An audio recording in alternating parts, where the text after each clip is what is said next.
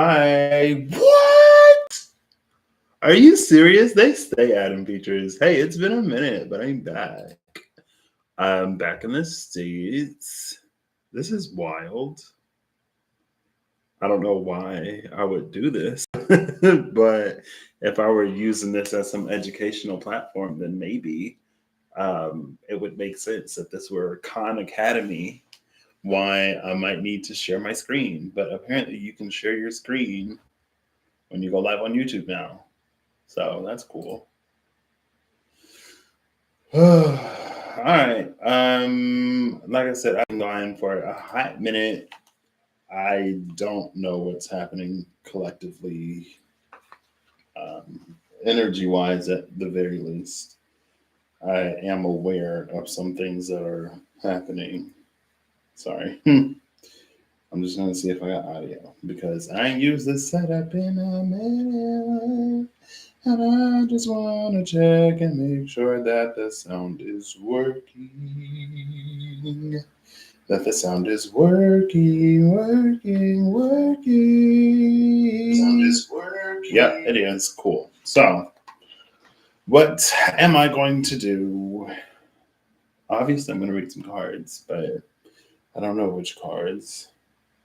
I feel like there were some things. So, the fog community post was like, we were heading into town one morning and it was foggier than usual. And the fog had completely changed the skyscape of the city to the point where I was like noticing buildings that I hadn't noticed before, or it was like the buildings were creating certain shapes that the obscured buildings, like when all of the mess is there, it's kind of hard to see.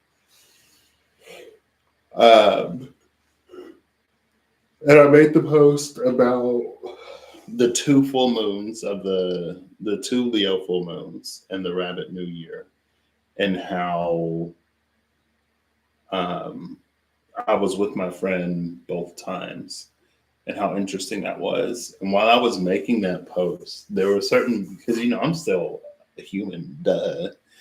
Um, but I tried my best to not be. 1 second. I don't know if this thing is still in sport mode, and it don't need to be. I tried my best to not make it about anything besides what it was about.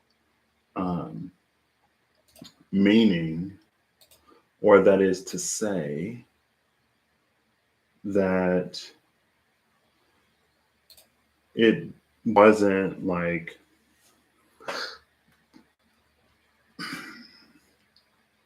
it wasn't for me to like defend myself as I was talking about like the challenges in our, I don't even remember the full post, but as I was talking about how appreciative I am of that friend and the challenges in our friendship and how um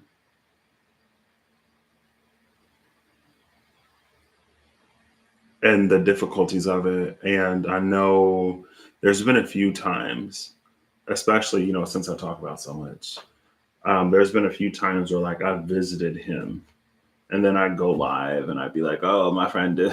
I mean, go back a few years, you hear me talk about it often. Like, oh, my friend did this or oh, my friend did that. And I'm like, so whatever.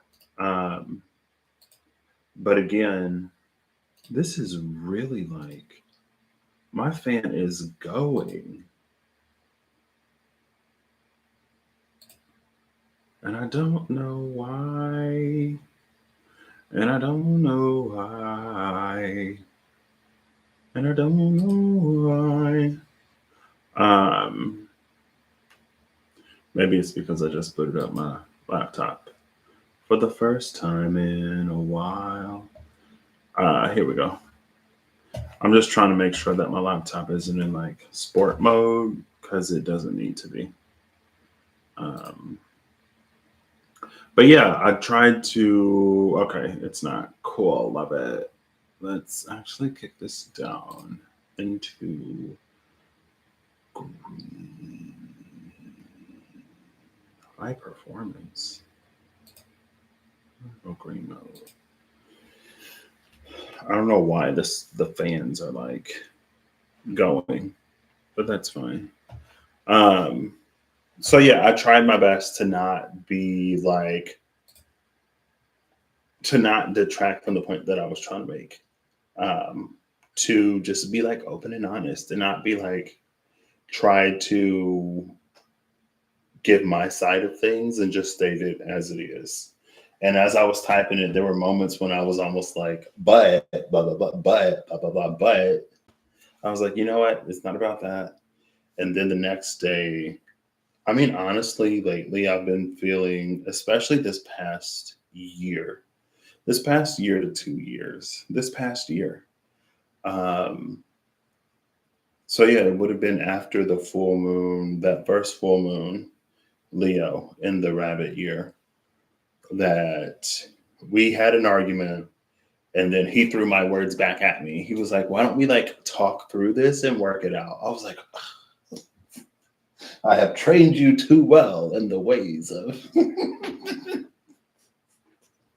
I was like, I don't want to talk. I want to be upset. Leave me alone. But we talked. That's when some stuff like about his other like friendships and stuff came up, and I was like, oh my gosh, I had no clue. Um, I talked about it, but then he said some stuff that really sat with me, and it didn't feel completely resonant to me for me, but there was some element of truth in what he was saying that sat with me. And it took me a while to figure out what that truth was or why it was sitting with me in the ways that it was, because it was so on the surface, not for me or necessarily relevant, but beneath the surface, obviously, if it was sticking with me, there was a reason why. So anyway, in the past year, I've been feeling so appreciative to this friend because of where I am in life right now, and because of everything that he's helped me through, from before I even wanted help. um, Meaning before I was like, excuse me, open and receptive to actually working through my problems instead of like just having one pity party after another. Um, and so now, of course, I've been feeling extra appreciative, and I've been feeling like not super strongly, but there have been times in all of my appreciation for this friend that I haven't necessarily been as aware of what I also bring to our friendship. Um, and so, but I was talking to one of his family members after, well, it was in between all of the wedding traditions.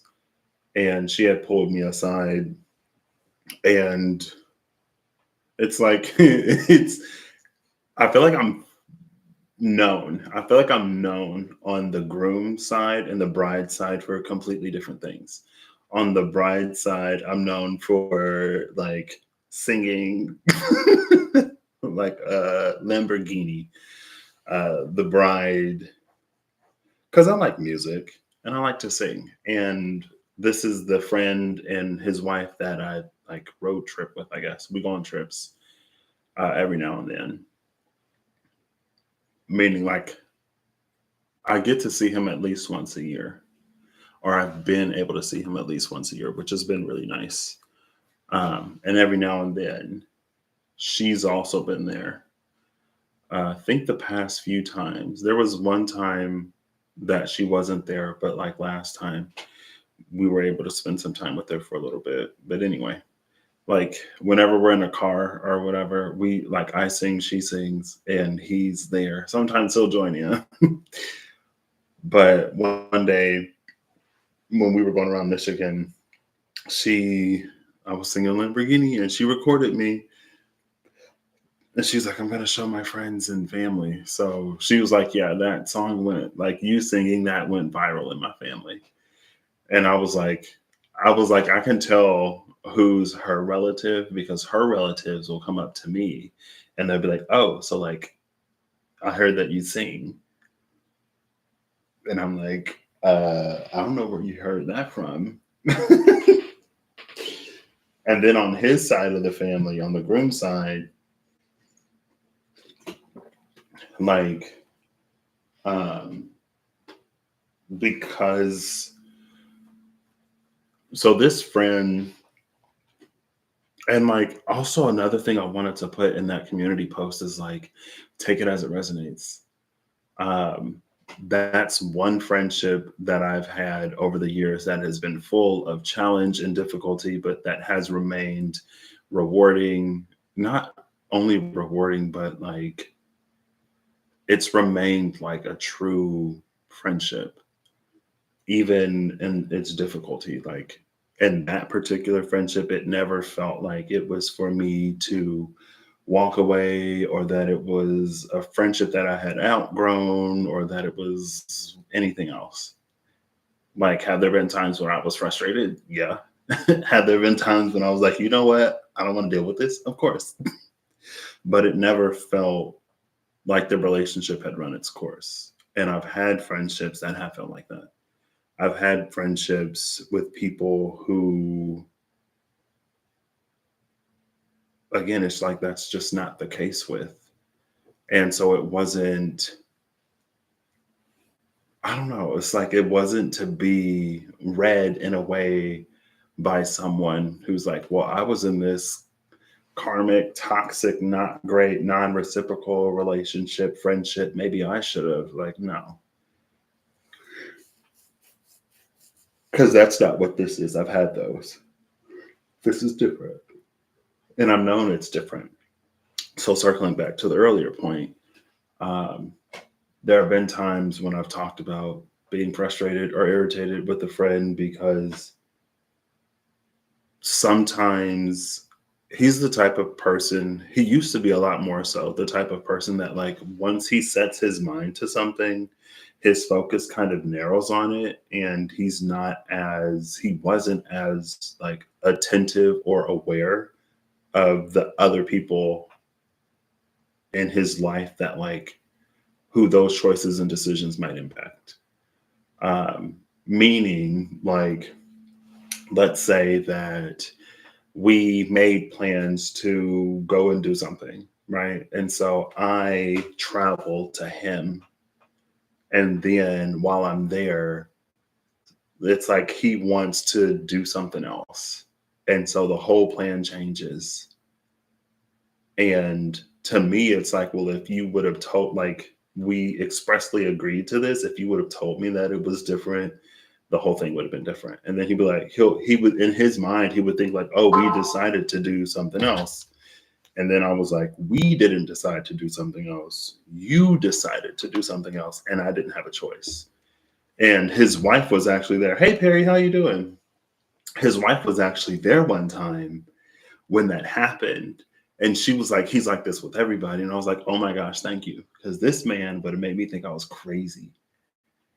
Um, and again, it wasn't like malicious, or it just felt like there's just like he wasn't aware, right? So I went through the ropes with that friend from the very beginning.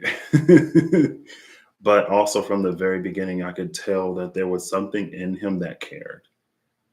Um, I think it's different when there's a person who, it's not that they don't care. Um, there is kind of, there's a difference between like someone who only considers themselves and someone who isn't necessarily aware of other people. And I felt like sometimes he could slip into that unawareness more so than that lack of consideration, because I could tell that he was considerate. And so, like, I remember the first year we were friends was rough. I mean, it was also really good. obviously, or we wouldn't have been friends. But there were like cultural differences, and then there were just like interpersonal differences. There were like, this is what I've been through, and because of that, like, these are some things that I'm probably not going to respond well to, and these are some things that I don't appreciate. And same on his side. He was like, I've had friends that just like leave or whatever. So if I do something to upset you, or if I say something, like, tell me, let me know. And I was like, oh yeah, of course. Like, if you knew Patrick back then, why would he agree to that? As if Patrick weren't the type of person to just be like, yeah, I'm done with this and leave. As if Patrick weren't like, yeah, I can see that this isn't going to work out. We are deeply, foundationally, fundamentally incompatible. And rather than waste my breath, I'm just going to dip. Um, but it's because of him that I was like, well, maybe I've been too quick with other people. And I was like, yeah, no, maybe, sure. Can I develop some leniency? Sure. But no.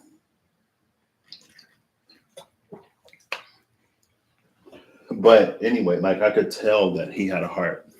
So the day after I posted that, because I posted that on the first night that we stayed, and I went live on the first night. Um,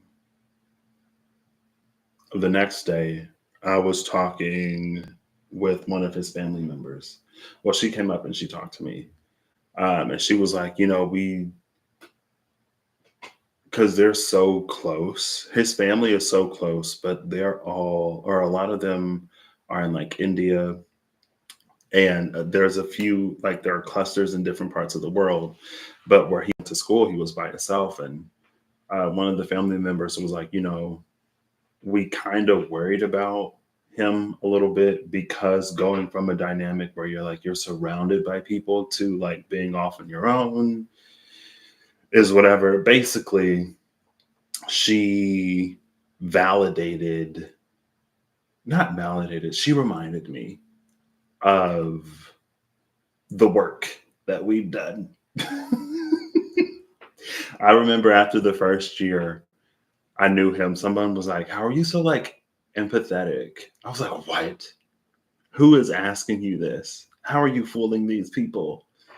Uh, I was like, that's crazy.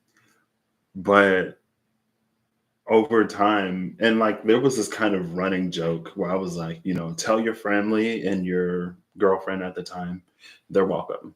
Because I'm over here, I'm suffering to make you a halfway decent person. Um, but again, he's always been a pretty great guy. It's just sometimes that awareness wasn't there to be considerate.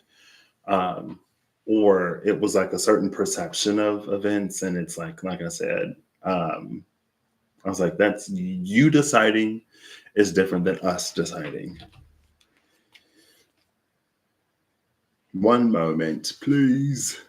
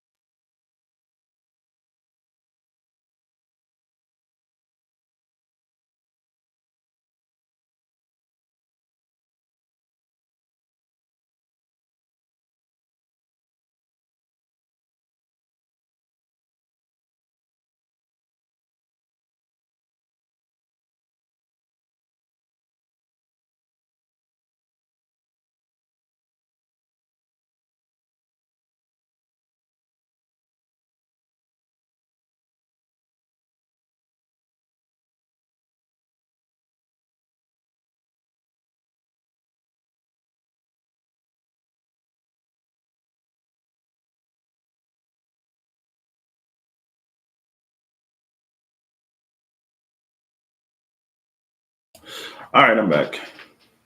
Um, so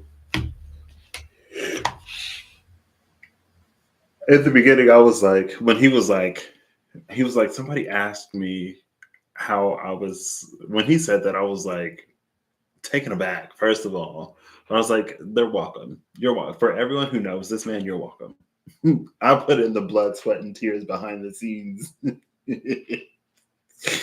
um, but so, but that was a long time ago. Like he's been so, and like that was one of the things that within the first like 2 years for sure, but probably within that first year of our friendship, like whenever there was something that came up between us, it was basically it's friendships are relationships. So whenever there was something that came up, like if I was hurt or whatever, or if I didn't appreciate something, I would bring it up. And then he would be like, oh, well, you did this and you did that. Like it would be that defensive thing. And then it would turn into this whole thing. And then sometimes he would be like, well, yeah, but you did this. And I was like, I did that before, but after you told me about it, I stopped doing it. And he was like, oh, well, like, because there were some things that like he would do and we talk about it, and then he would do it and we talk about it. And so if I brought it up, it's like, I'm bringing this up because it's still happening. You're bringing stuff up from the past that I don't do anymore. Because to me, in my book, it's like if I care about you and if you care about me, if there are things that you don't appreciate, if there are things that whatever, I should do my best to like honor and respect that, right? I should do my best to not do things that upset you. And I demand in return the same. I say I demand it. I don't necessarily demand it, but if it's not met, I'm not staying in the friendship. So, because it's like at that point, like, what's the point? If you're not going to care about how I feel, if you're not going to be considerate of my feelings and emotions, what's the point? Um, and so I think after, especially like after like proving that, and as we got to know each other and as we both grew as individuals because we were younger, it just became a thing. And that's why he was like, oh, well, why don't we like talk about it like we usually do and just like work it out or whatever. And I was like, oh. But there was something that I didn't know. There again, something that I've also discovered within the past few years. I don't know if it's a facet of me doing my own shadow work. Um, but it's like when sometimes there are things that stick with me and I don't know why until I do. Um, and so, like, at that point, like, I couldn't figure out why I was so upset. I like usually, excuse me, last in the first full moon Leo of the rabbit year, um, I was like, I don't know why I'm still upset. Like, I went to bed, I took my nap, I woke up, I'm still upset. I don't know why. Turns out I was upset not because of me, but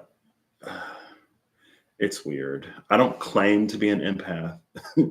I would never claim to be an empath ever, but I am empathic sometimes more so than other times.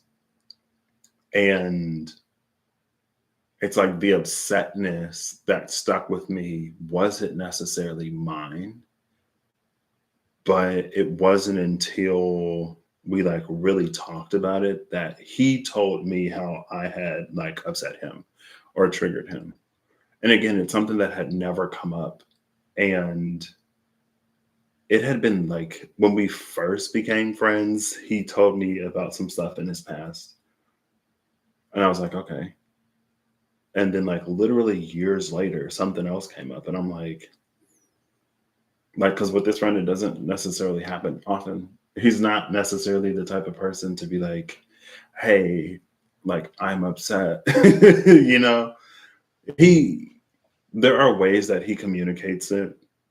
Um, but he isn't necessarily always like super like upfront, I guess, about it. So anyway, I found out why.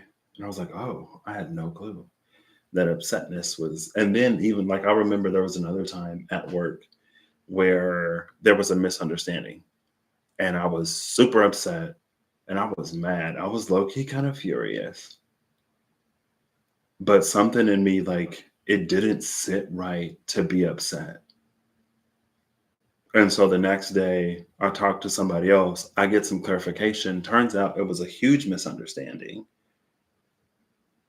Somebody read into a situation incorrectly, communicated that to me. And then instead of me approaching the person, I was just like, wow, I can't believe they would do this. And then something in me was like, but would they do that though? And I was like, well, somebody said that they did. And I was like, but really? I don't know. That's something that I've noticed a little bit. Like sometimes things either they'll linger in me or they'll sit with me for longer than I know why, or like I'll feel a certain type of way about something and it won't feel right. And it's come out, it's happened that if something lingers, it's for a reason that is beyond what I can see immediately. And if I don't feel right about how I feel about something, it's probably because of a misunderstanding or there's something that I don't know. And if I did know what I don't know, I would feel differently about it.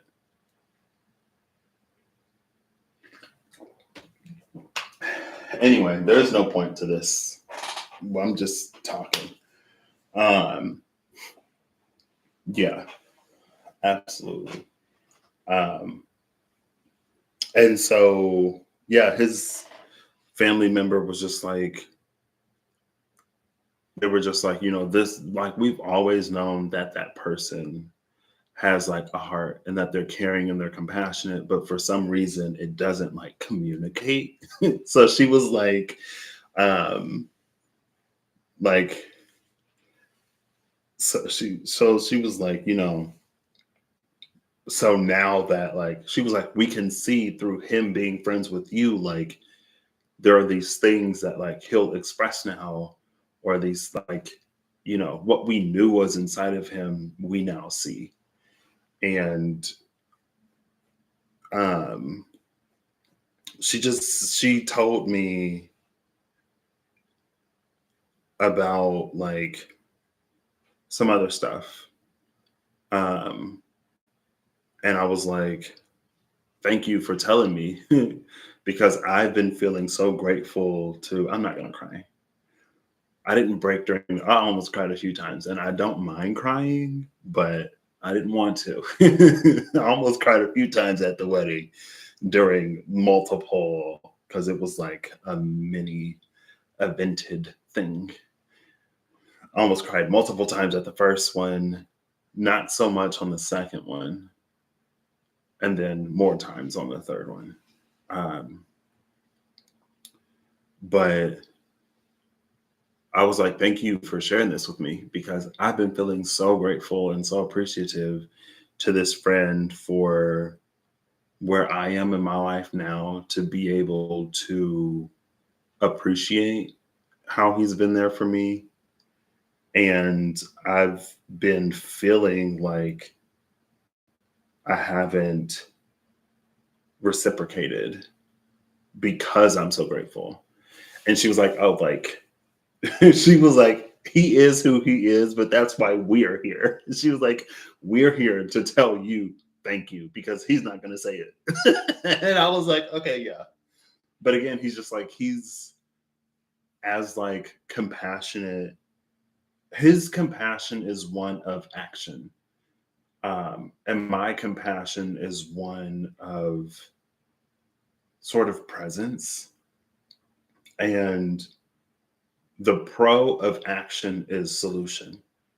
The pro of presence is company. And sometimes action is needed, sometimes company is needed. Um, but anyway, like, it's just like the way that he's just very, we're different people, and it takes all kinds of people. Um, but it's also interesting that it's like in their tree, it's almost like there's the line of like artistic, sort of like the more water fire, and then on the other side it's the more like air earth. And I noticed that it was interesting.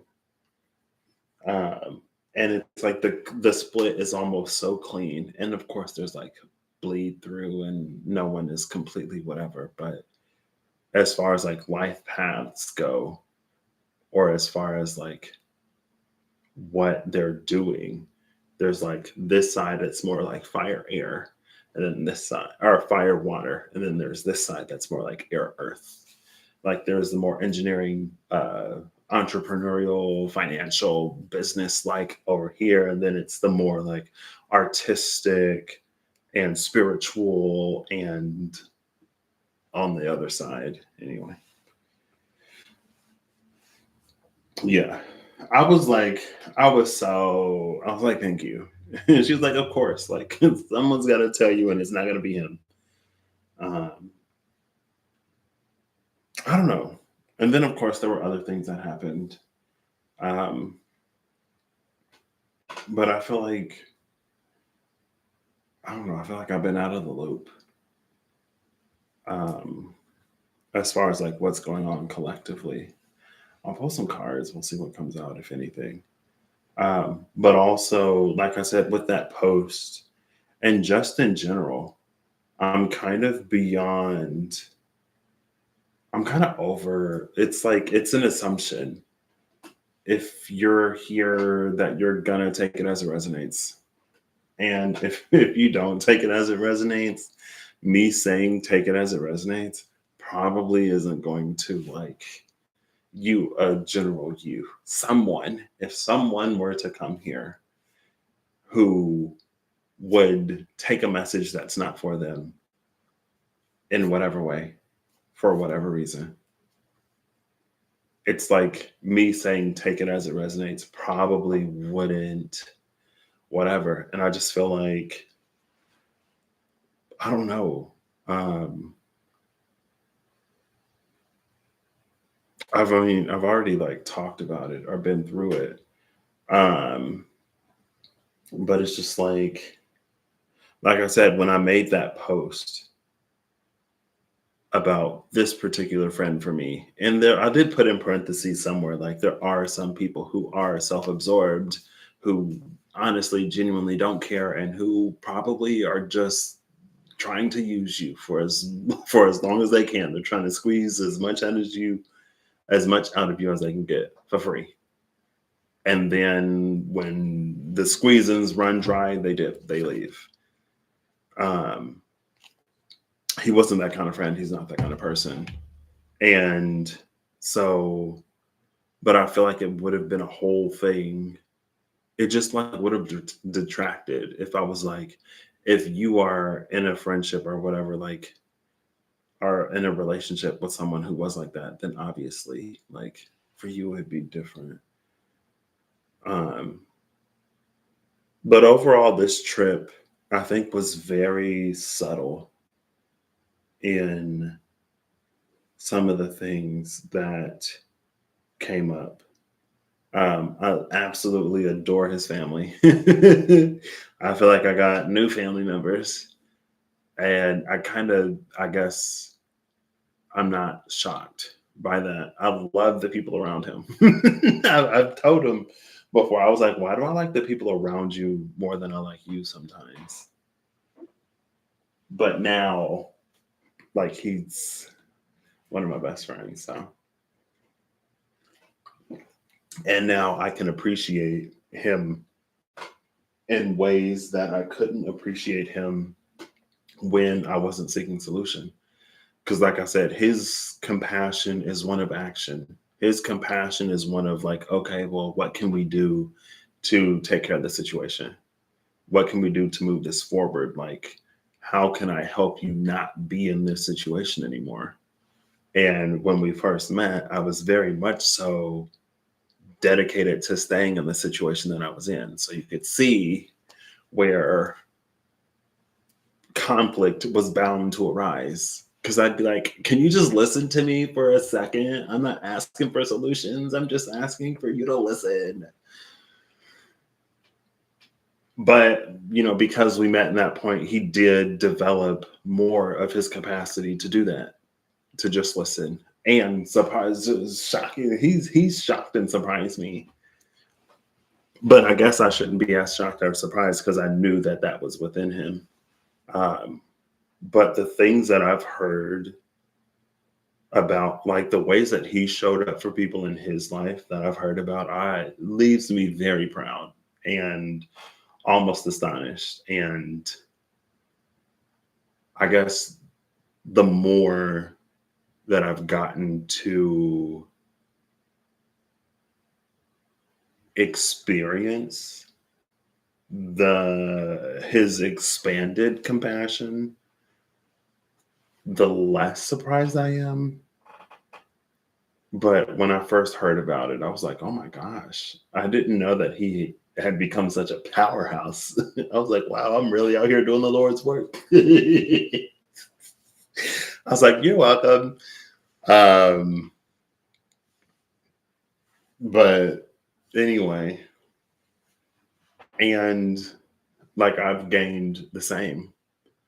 Um, Now I feel like instead of just holding space for some people in my life in a way of like, again, because sometimes company is important and sometimes what we need most is to not feel alone. But if that doesn't, sometimes that can enable us to stay where we are.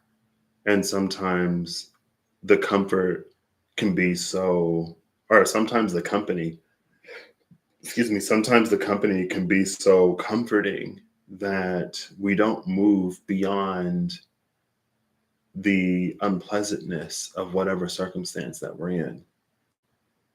It's like if you've ever had a really bad job with amazing coworkers, it's like even though you might hate the job and you know that the job isn't for you, the company there is so nice that you stay there. And then you commiserate or whatever. But sometimes it's for us to move. And that's another reason, like, that's part of the reason why sometimes if I get on here, I'm like, you know what? I'm not going to dance around feelings. I'm not going to sugarcoat this. I'm not going to make this any easier to swallow because sometimes it's the need for that keeps us where we are. That's the very thing that can keep us from evolving and from changing. It's like, oh, it's okay, little baby. But yeah, well, we got to grow up sometime, you know? One day you're going to fall and skin your knee and no one's going to be there to kiss your boo-boo. If you got to kiss your own boo-boo, you kiss your own boo-boo and you get up, you know? Especially if that's what we're calling for. But anyway. And not so extreme ways. I've also learned to like not offer solution, because offering solution isn't right. I've also learned to encourage solution seeking rather than just like being a listening ear. I feel like also too, honestly though, as I have navigated my own journey and as I have unstuck myself in collaboration with my support system. Um, my capacity for stagnancy has like decreased. I'm just like, because again, like I've been there. I've been in that position where it's like I would cry or get depressed or spiral about certain circumstances in my life. But at the same time, I wasn't really trying to change those circumstances. I was looking for a pity party. And I don't have the capacity for boundless, endless pity parties anymore. Not for me, within me, and less and less and less so from others. Because it's just like, there's no point. I don't know.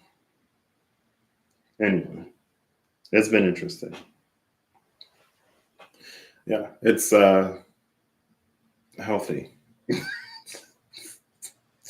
I could again, like I am not, unsurprisingly, I'm not always the. I feel like I can be a harsh teacher sometimes, but if teacher is the word, I'm just like, yeah, no, because I would tell him, I was like, if, and again, that was like way early in our friendship, but I was like, if all you're gonna do is like take, I'm not interested in a friendship. If there's no reciprocity, if there's no give as well, if there's no compassion, if there's no understanding, if there's not enough of a consideration of how I feel, you know. And the same to him. Excuse me. Anything I would hope, and I try to make sure that anything that I desire or demand, I also give. I'm not going to demand compassion and not in turn be compassionate. I'm not going to demand um, whatever and not be open to giving in return. Because, girl, it's just, I don't know. Anyway, so yeah, I think I'll do like a channel intro video where I'm like, hey, welcome to Real Kirk. On this channel, I assume that you know how to take things as they resonate. I assume that you are about your business and that you are about your work. And from there, whatever comes out, comes out.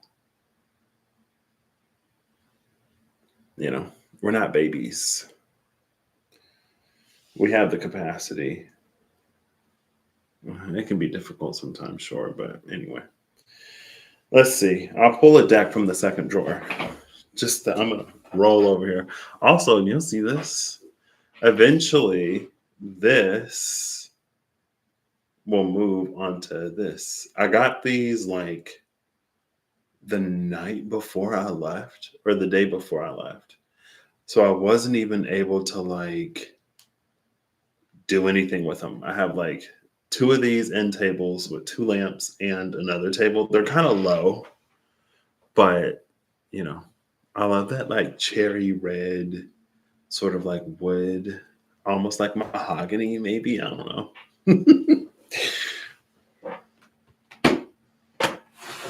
Let's see. The Santa Muerte. I haven't used these in a minute, but they're so small. They're so small. Tarot of Dreams. I ain't used the Tarot of Dreams in a minute, but I don't know if I necessarily like how Cyril Marchetti, whatever his last name is, how he like illustrates people. Sometimes the people are a little uncanny for me, or just I don't know. Also, my glasses broke while I was over there. My glasses that have been in need of repair for a minute. I was supposed to get a new pair of glasses like half a year ago at the very least. And I've been noticing how they've reached the end of their life. They're still like the little screw, whatever. That's why I'm not wearing them, but I can go grab them if I must. But yeah, I don't know what's collective energy. I feel like I've been enjoying, I guess, the fruits of my labor a little bit. Like when I first met him and he was telling me about like India and like his culture, I never Justice and the Eight of Swords. Kind of love that combination a little bit. I never necessarily thought that I would actually be there,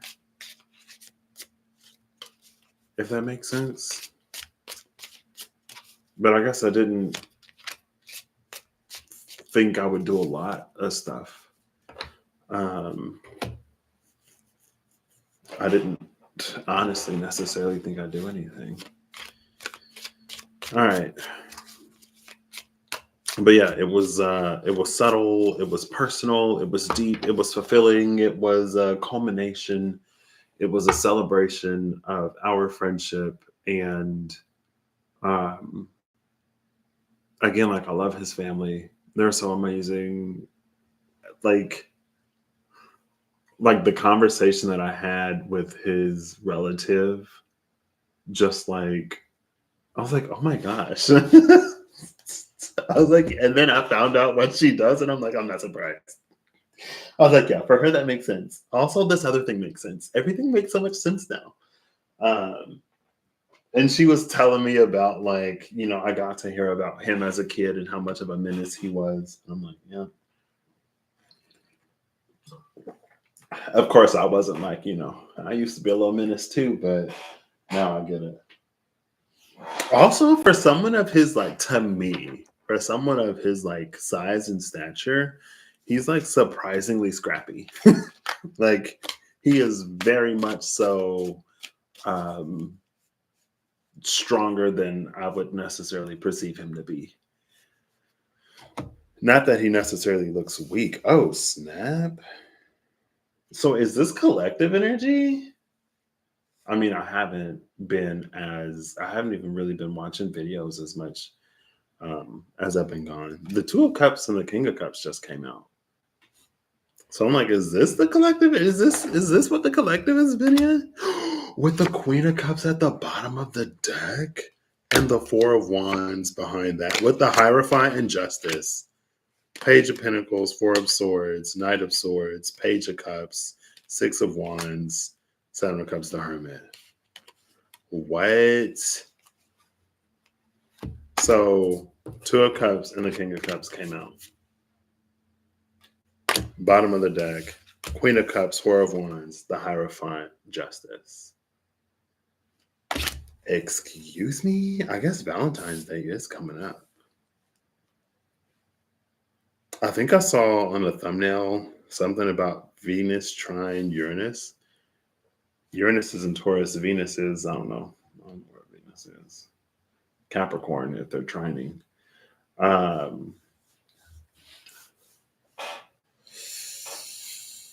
This is interesting.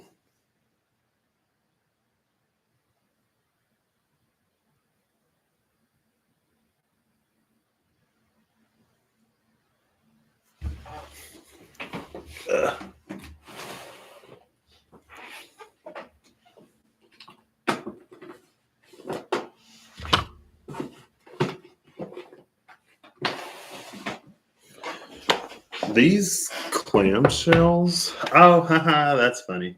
That's funny.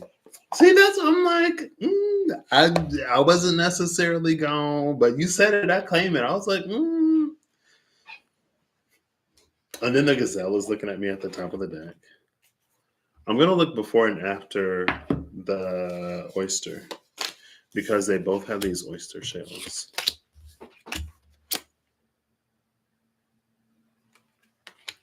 This is like some wild energy. And see, and because here's Justice again, right? At the cut, it was the Eight of Swords and Justice,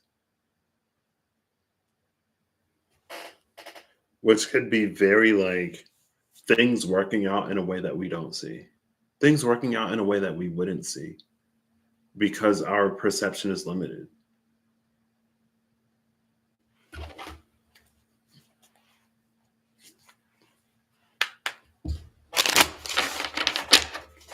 Okay. I'll give it 2 more. And I'll cut it. We're looking before and after the oyster. Ooh, bottom of the deck is the wolf. and the dragonfly. The wolf, the dragonfly, the cosmic egg, and then the swine. Oh my gosh, not the swine. The wolf is the one that waits. This wolf in particular for me, I mention it all the time, but when I did the Watchers, I looked for all of the owls in the Wild Unknown Tarot and Animal Spirits. And the wolf was there amidst the Watchers, like patiently waiting.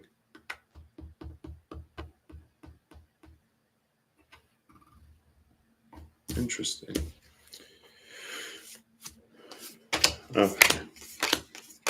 Look at all this water.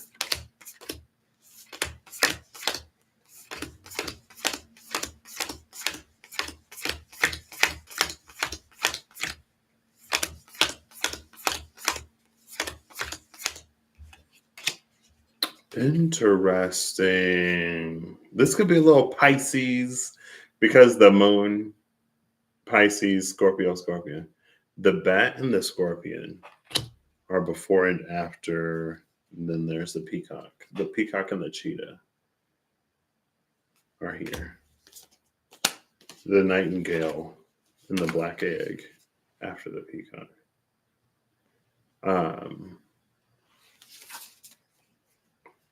Oh, and then the cosmic egg is here.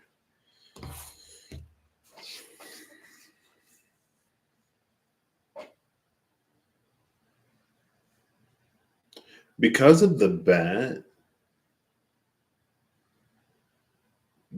has given me, it's an energy of things that can't be seen, but that can be felt.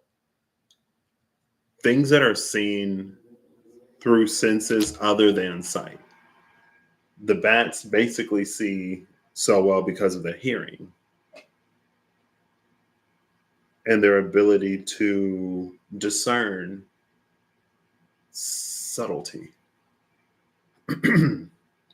Right? The scorpion is almost giving me an energy of something that's very like potent or something very powerful or something that's very like in your face. Like when you see it, you see it. It's almost something that has so much presence around it that when you experience it, you aren't aware of anything else. It's like it's just that. It's something that hurts so much that all you can focus on is the pain. It's something that fills your heart so much that you forget everything else, all of your worries. It's something that's so good that it's like whatever it is, it dominates the experience. With these two together, this could be like an intuitive knowing that something is happening or that something is coming. But when it happens, it's so much more than one would have expected. It's like there's no way to have been prepared for how significant or how big. The word impossible is coming to my mind for some reason. Um,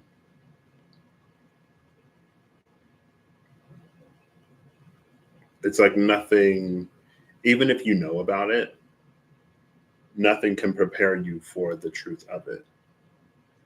Now, with the peacock and the nightingale in particular, the peacock is all about inner beauty. Um, the peacock is interesting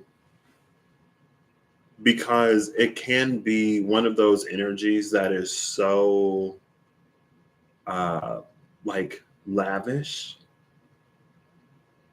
It's one of those things that it's like, one second, I gotta go to the bathroom. I gotta pee. Ooh, I'm sorry. I drank too much water. I'll be right back. Enjoy.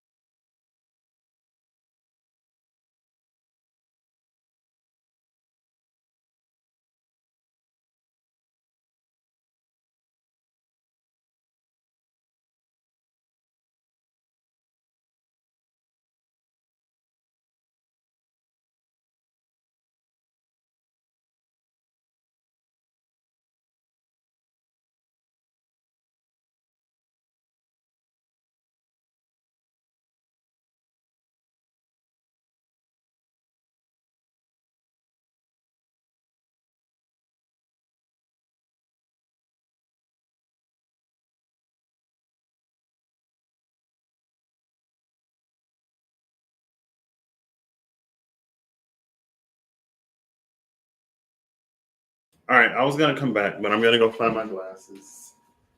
I am back, but I'm still gonna find my glasses.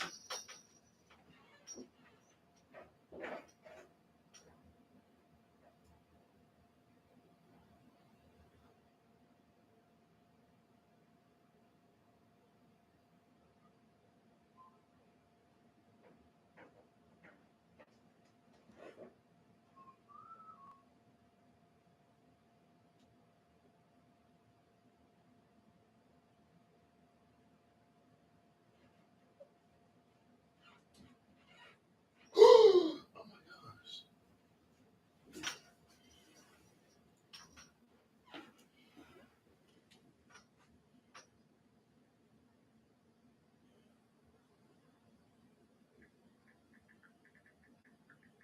Oh, I'm back.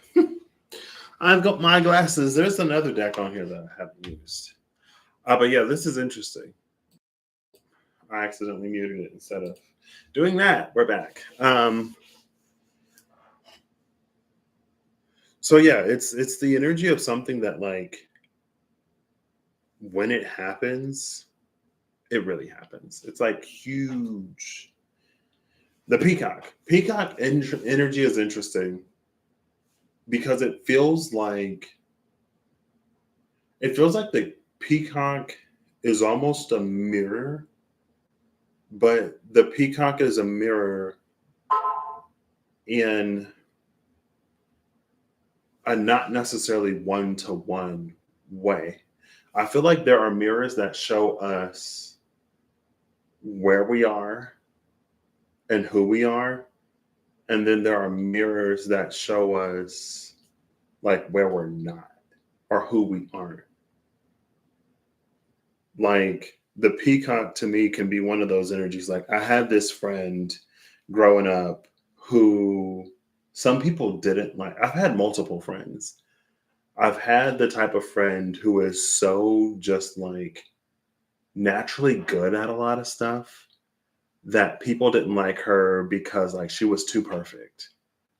It's like, ew, like nobody's that perfect. And then I've had friends who are like so like bubbly and like nice, and to me such a pleasure to be around, that I've known people who didn't like them because, like, oh, like they're faking it, they're not that happy, like why are they always like that? It's like, and it's like it's almost like that kind of mirror. Like, the peacock is so beautiful inside and out that for someone who doesn't see themselves as beautiful, they project on peacock. Like, ew, peacock is trying to be something. All of that beauty is skin deep. Peacock is. Do I heard that peacock went to this country to get that operation done and blah blah. It's like when peacock is just like beautifully, gorgeously peacock. It's like it's that kind of mirror sometimes where, like, insecurities, it reflects back insecurity because it's so whatever, right? The person who's just like so bubbly and happy, it reflects back someone's discontent with their own life. For the person who's like naturally just like good at, naturally gifted, talented, or whatever, it reflects back someone's insecurity of like ineptitude or whatever. But there's like, but in this entry, like in the book, the peacock's beauty resonates from the inside out. But with the nightingale here, there's an emphasis on like communicating it, or there's an emphasis on the thing being seen. And then, like, we have the black egg and the buffalo and the panther, of course, and the gazelle. So there's something, it's almost like you could say it's like it's a new level of authentic expression that brings something to the forefront, or it brings something to reality.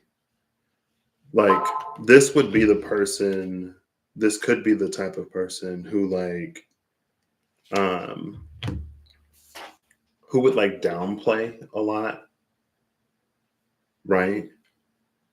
And so it's almost like how there are people who will depend on the superficial to make up for any insecurity.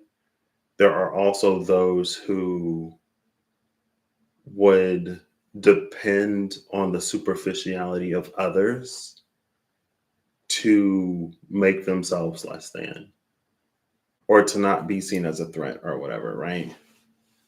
To be more inconspicuous and unassuming or whatever, to blend in or not stand out.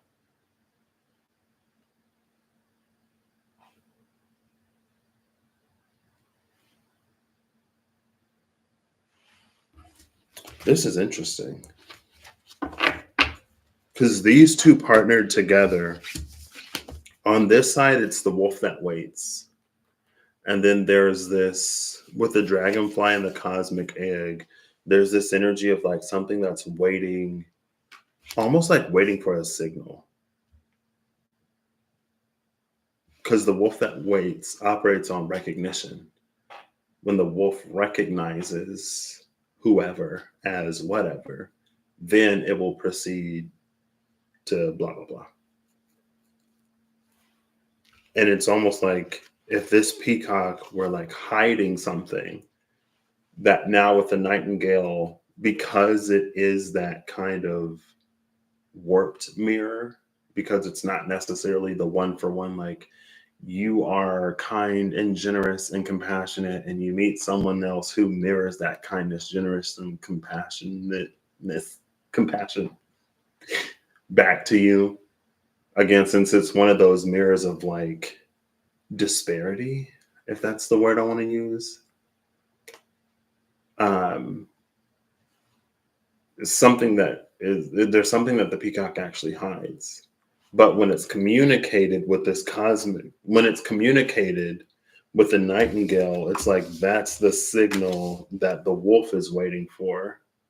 And this thing that's been a long time coming, it's like it's recognized or whatever. I hope that makes sense. Insecurity can be a real beast sometimes. Insecurity will have us seeing things in people that aren't there. And again, it makes me think of like there's one instance in particular where I had met someone, and again, it was somebody that I had recently met. So I'm not going to say I know this man's whole life or this man's character.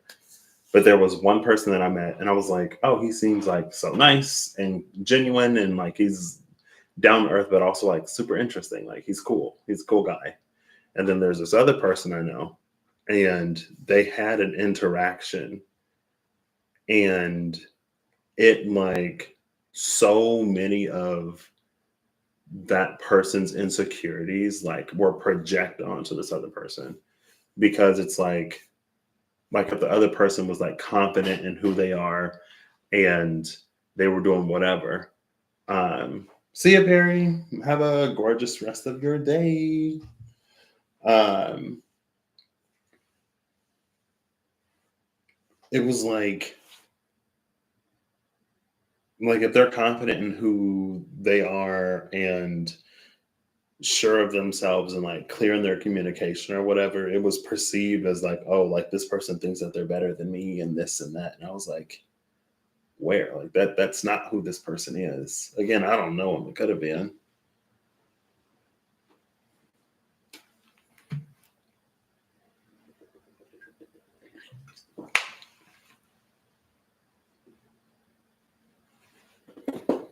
What's behind the cheetah? The earthworm and the vulture.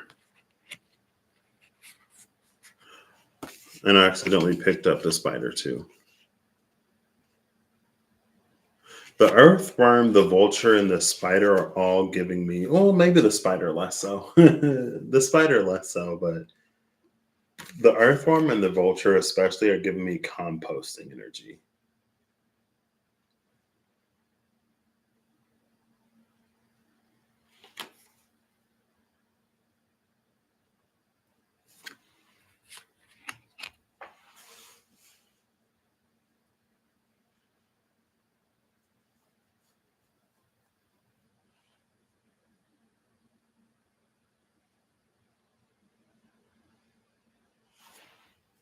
Interesting. I also have the Santa Muerte. That's why I got my glasses for the Santa Muerte tarot. Because the only Santa Muerte I have is the little mini Santa Muerte. I feel like when I see other people use this deck, sometimes I catch stuff. I mean, I've only used it a handful of times, and again, my cards are teeny tiny. Um, but I feel like sometimes I catch stuff in the images that I don't catch when I guess it depends as well, right? Sometimes there are certain parts of the image that come to the forefront because of the message or because of what's being communicated. Now, a card did fall face down, the Seven of Pentacles, between the dragonfly and the cosmic egg.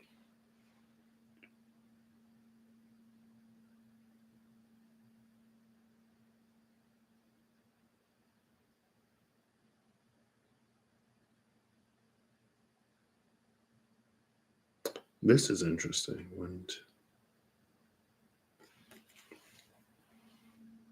I see the Dia de Muertos, like posters in the back. And I see this person. This is giving me like an abacus.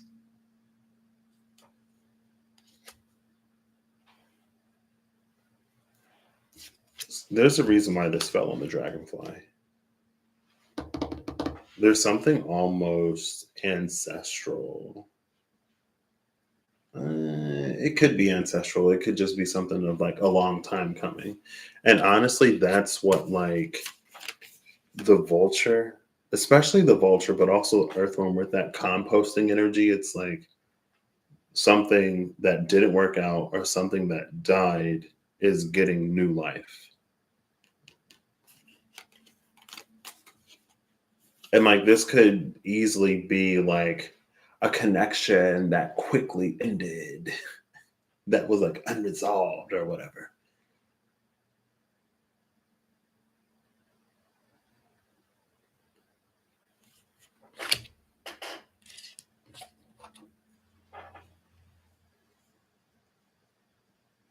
And it's not necessarily like the ancestors are keeping score,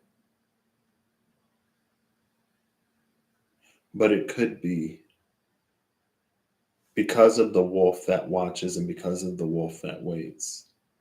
It's given me holes and the promise that Stanley Yelnatz's ancestor made to Madame Zeroni. The promise that wasn't honored, and then their family fell into like ruin. And they blamed that ancestor for not honoring their promise. But unbeknownst to him, in no way that he could have known, the Stanley Yelnats that we see, because I think there were like multiple Stanley Yelnatses. It was the name that got like, I don't know if he was the 15th or the third or junior. He honored that promise by carrying Madame Zeroni's descendant up the mountain. And again, it's nothing that they necessarily planned for. It just happened. So that would be like this ancestral energy with this abacus, especially next to the wolf that watches and next to the wolf that waits. Something is honored, something is completed. And because of that, something else is going to be paid out.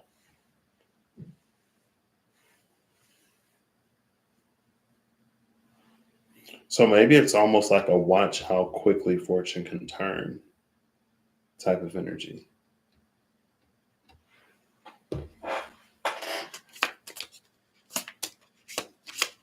Oh, snap. Bottom of the deck is Temperance. The card of Judgment just came out face up, face up on top of the Seven of Pentacles.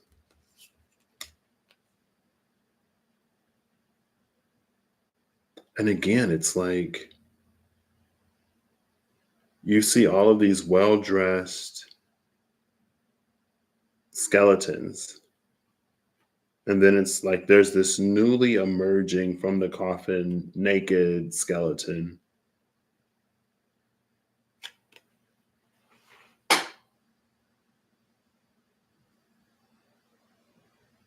Where's my cloth? I don't even know where it is. I'm gonna try to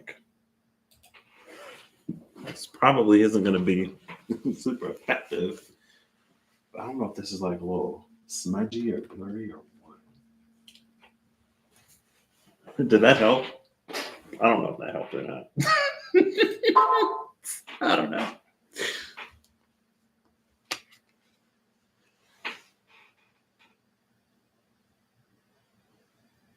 Again, it's giving me that like ancestral type energy.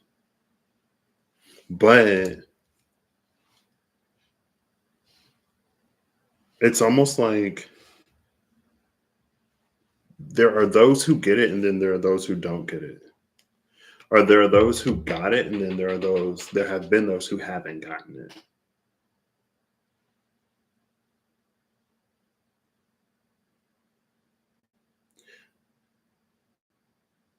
Maybe, but not necessarily.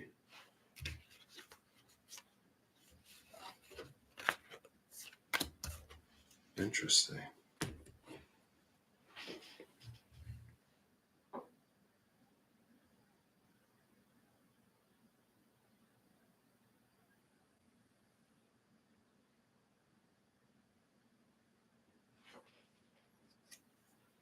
The Magician is behind Temperance, and the King of Swords is behind that.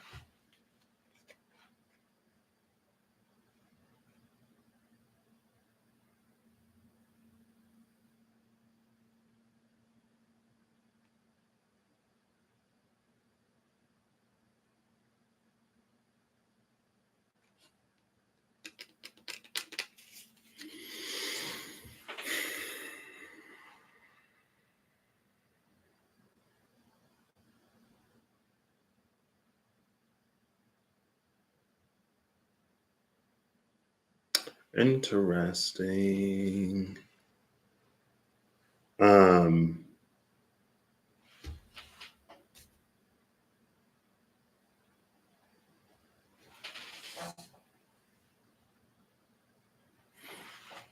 Also, this is where did it go? Already put the cards back. Boo. Oh, there's the fox again. Oh, snap. Oh, snap. Bottom of the deck is the tiger, the hawk, and the eagle.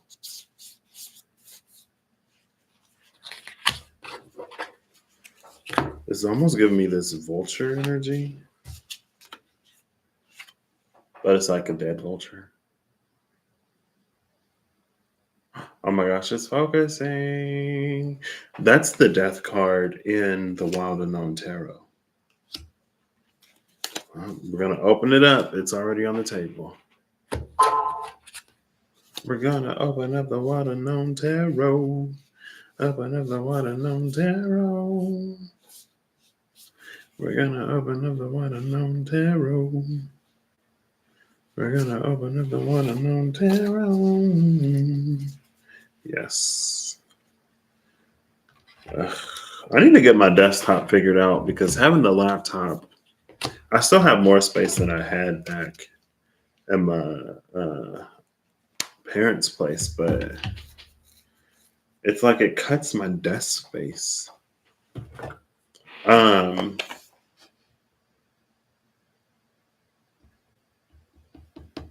again, with the abacus, I'm not surprised that Judgment came out because that's what the abacus is. It's like it's tallying something. And again, it's the wolf that waits. This is the wolf that was looking for a signal, right? And also between the peacock and the nightingale, the peacock's mouth is closed, the nightingale's mouth is open. And then the black egg of truth was right after that. Am I going to take this deck as it is? No, I will shuffle this deck.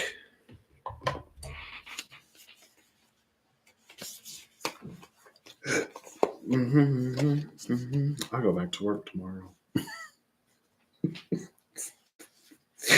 I go back to work. Dude, Temperance advocate. Okay. Maybe Temperance is just letting me know, yeah, you're following the signs.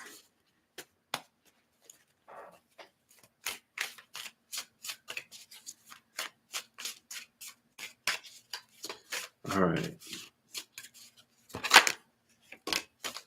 5 of Wands. There's a song, 3 of Cups.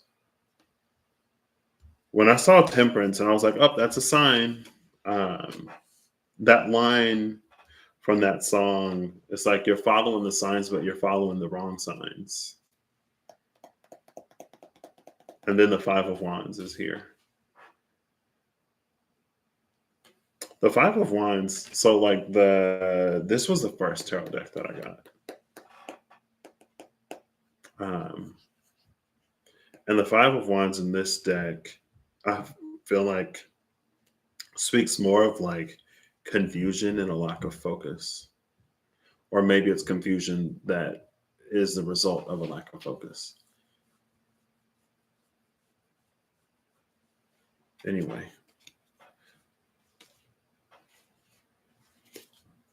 I'll give it a few more shuffles.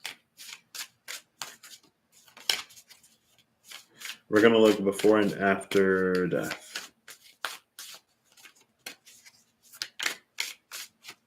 I'm going to cut it there. 7 of Wands, 4 of Wands, 5 of Cups is the bottom of the deck.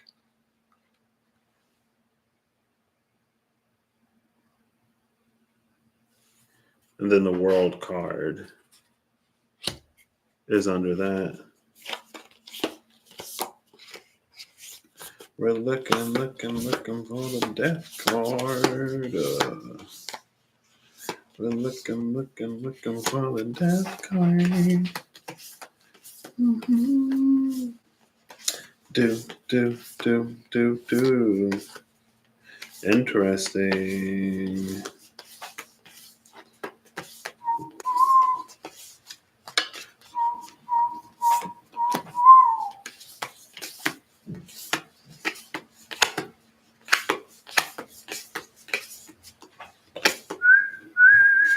Mother of Pentacles, which is my Riemann Bunny card. And then the 3 of Cups. I'm pretty sure that 3 of Cups was on the bottom of the deck. 6 of Pentacles, 3 of Cups. The Mother of Pentacles is my Riemann Bunny card because it's the deer with the little fawn. Not that. Anyway, it's fine. Mother of Pentacles, Death, Son of Wands.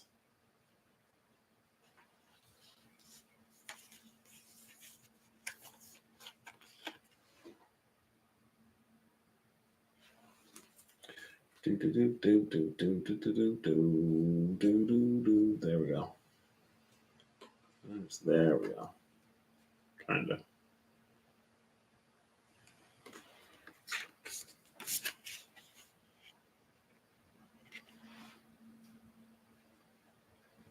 I think this is the only card in the Wild Unknown Tarot that depicts like familial type of relationship. I mean, there's a Mother of Wands, but she's like over eggs. Mother of Cups, Mother of Swords. The 3 of Cups is here. There aren't many cards like the 3 of Cups, Justice, this Mother of Pentacles. There aren't many cards in the Wild Unknown that the Lovers that depict like multiple characters or animals. And I bring that up because, again, the reason why I went looking for death is because of that bird. Let me see this bird, right? That's why I did it. And I bring it up because we have the mature mother and then the baby, just like all of these grown skeletons around the newly reborn, re-dead younger child skeleton.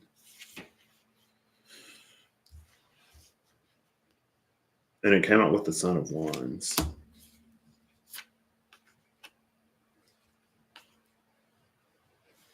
Now, the Son of Wands is pointing me back towards this magician behind Temperance.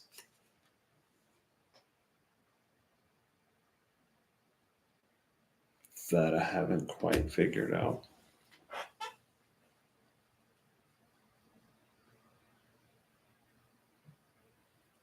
I just got a new game.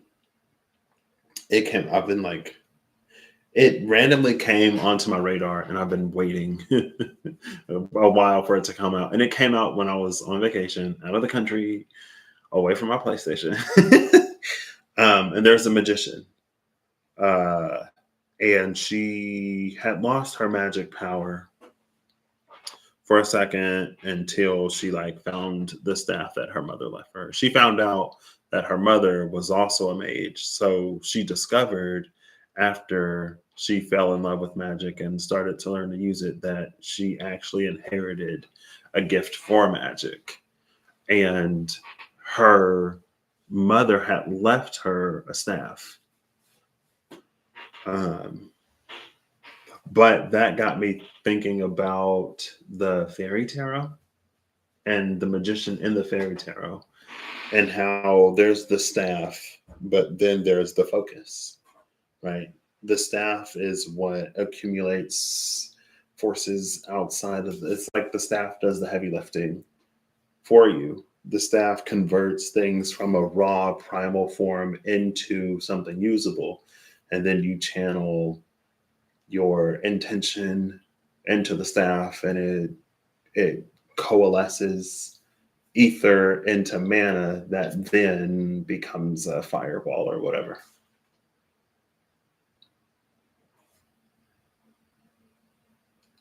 Is that Crown Games, the right use of power? With the Son of Wands, it's like the right use of power. Or there's something about the way that one utilizes their influence. And that's also like what the ancestor. See, I don't even know if this is like. Because like these feel like the ancestors that had reached or attained or achieved something. This feels like a judge or an evaluator. Right? So, like, let's say that you set out to accomplish something in your family and you are well on your way, and then you discover through circumstance that there was actually someone else in your family who accomplished something similar. Maybe somewhere down the line, maybe a relative distant that you didn't really know of, but after you're doing your thing, maybe you get on like Ancestry, and it turns out you have a great great grand uncle who had this really successful business, and like you're an entrepreneur in your own life, in your own right, right? Like you find out that there is an ancestral tie, but it's not necessarily super commonplace for your ancestry.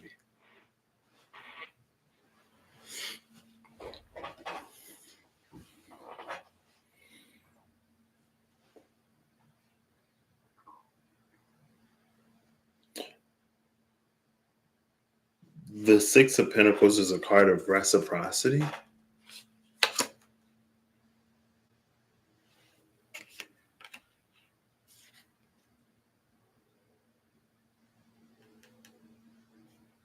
This Three of Cups is interesting. This is giving me like almost that holds again, but a little different. Like here are like two people making an agreement. That third bird feels like a mediator or an arbitrator. The third bird feels like whatever this energy is, the one that tallies the score, the one that keeps note.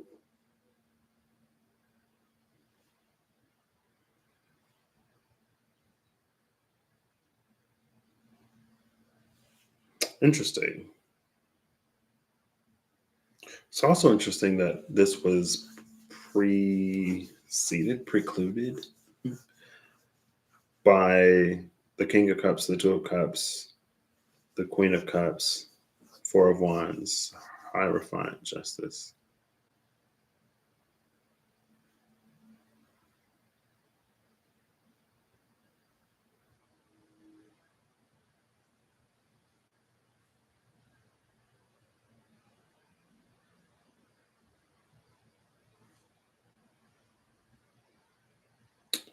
The Five of Wands coming out. I feel like the Five of Wands it feels like in reality, it's just symbolic of life. But it feels like it takes on this whole almost trying characteristic where it's like if the Son of Wands is the right use of power or the correct decision. And again, we are forever in the territory of take it as it resonates. So I'm not going to say the correct decision, the decision that was correct for whatever. I'm not one of those who is afraid of duality because there is some good and there is some bad. And it is what it is. There are some things that a lot of things are subjective and a lot of things aren't necessarily black and white or concrete, but especially when it comes to our intentions and the intentions of others, if we don't intend well for someone, it's not needed, right? It's gray when it's like there were good intentions, but a not great outcome. Yeah, that's gray. If there are bad intentions and a not great outcome, you know. But anyway, this is like the correct way to, it's like the right choices and decisions were made, the right authority. And again, like this Five of Wands, it's like if we have been hurt and we seek some kind of justice by way of like karmic justice or vengeance or whatever, or if we've experienced like literally, it's almost like any life experience that could take away from the truth of what something is, right? Like, let's say that we have, let me try to use a non specific example. Um, I can't think of one. So let's just say that it's like we have never necessarily known love or we've never necessarily felt loved. And so with this wand, we would seek to bring love into our life. Or it's like love becomes, it's like the reason why we pursue something. And so everything is done from that viewpoint and from that vantage point. But that's like life, right? It's because of the life that we've lived that we seek something in particular. But that thing takes us away from the truth of whatever this wand is. When we seek love, we use this incorrectly because then it becomes about like forcing others to reciprocate when they may not necessarily have those feelings. But we can project onto them a reciprocity that they don't have because of how we feel about them and because what they meant to us, right? It's like if you've ever been in a particularly rough point and you have like a really good therapist, that person's doing their job. And on a certain level, yes, they care about you because hopefully if they don't care about people, hopefully they care about people if they're in a profession to help people, right? But it's like at the end of the day, that was their job and they're a professional. They're not your friend, they're your therapist. Can a therapist become a friend? Sure. Great. But it's like someone who's nice to you. The first person who was nice to you, that doesn't mean that they're in love with you. The first time we experience what it is that we were lacking or what it is that we thought, like the first job that we get doesn't mean that that's where we have to be. The first car that we get doesn't mean that we have to drive that for the rest of our lives. But when we come from a space of lacking something, we can put more importance on something than it necessarily holds. We can get attached to something in a way that it's not for us to, because that thing isn't what we would think it to be for us. Now, again, obviously, I keep saying I'm not going to do it, but if it is for you, then it's for you.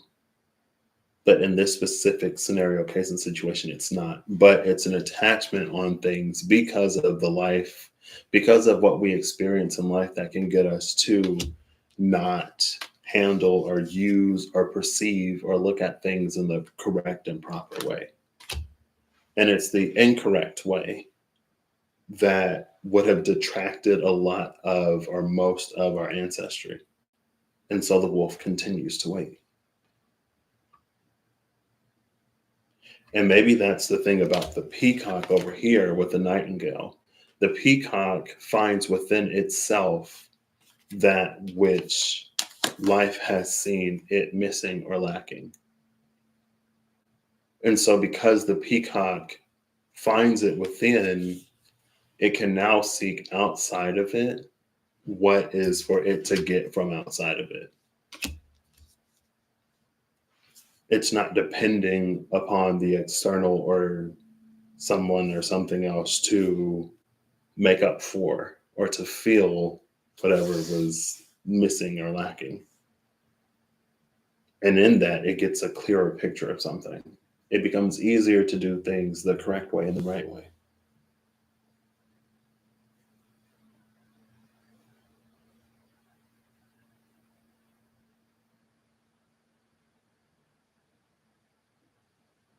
So temperance and the magician is almost like a just because you can doesn't mean that you should type energy. Just because you have the ability to doesn't always mean that you should. The wisdom of the dragonfly, it's like just because it's the difference between knowledge and wisdom. Knowledge would see you do this and do that and do all kinds of stuff. But wisdom would remind you that it's not always worth it. Right? You don't put tomatoes in a fruit salad because tomatoes are technically fruits. Knowledge would have you putting them in there. Wisdom, again, it's that saying like knowledge is knowing that a tomato is a fruit. Wisdom is not putting it in a fruit salad.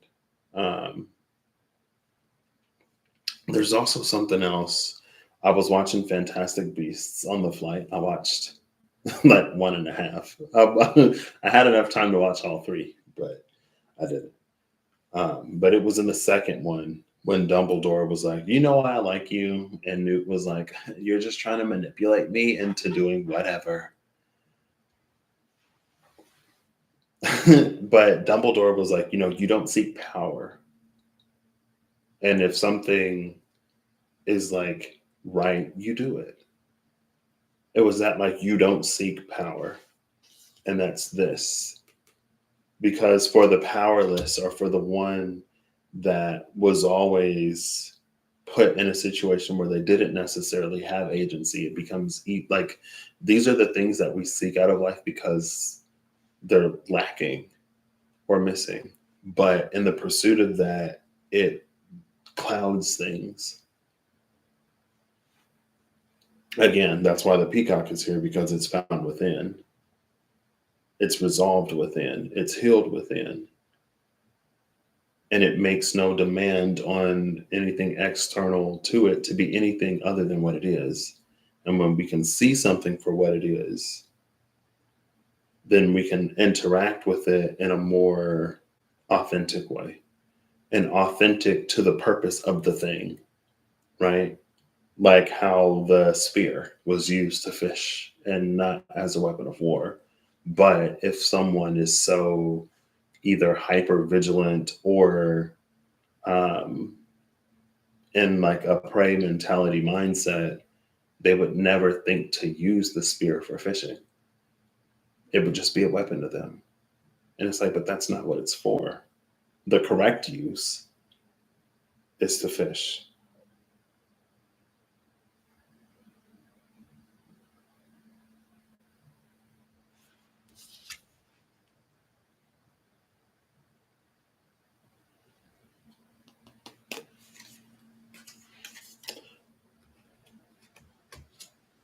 I feel like it's no coincidence that the magician holds four elements and there are four figures here.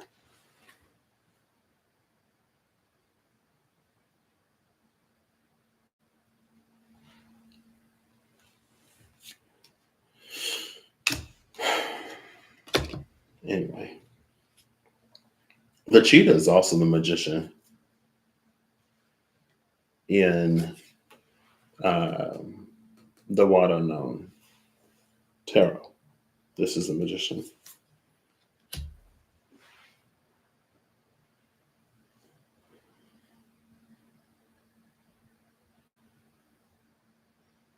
So the magician and the moon have come out because of the bat. No, that's the magician and the hangman. What's the moon? Oh, the moon is the trees. The magician and the hangman have come out because the bat is on the hangman card. But they didn't. But they did. But they didn't.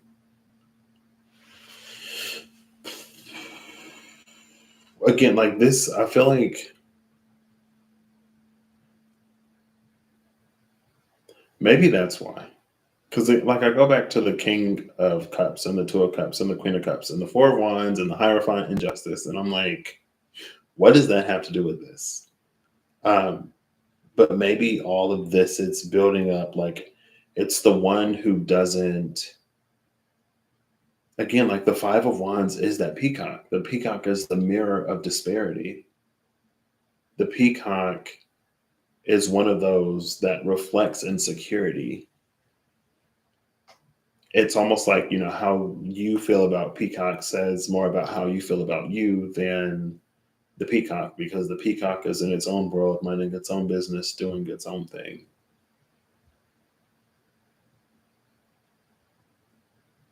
But it's one of those that's so radiant and so authentically itself that we're confronted by how we feel in its domain. It's like the peacock is the master of its domain. The peacock is the epitome of beauty. And so if there's any flaw, superficial or otherwise, within ourselves, it, like next to the light of the peacock, it intensifies that shadow. But we project that darkness onto the peacock. Like the magician would be the epitome of intelligence. And if we feel that we are unknowing or unwise in whatever way, we would project onto the magician huffery, puffery, trickery, deceit, and all kinds of other stuff. Because how else would it be so whatever? Anyway.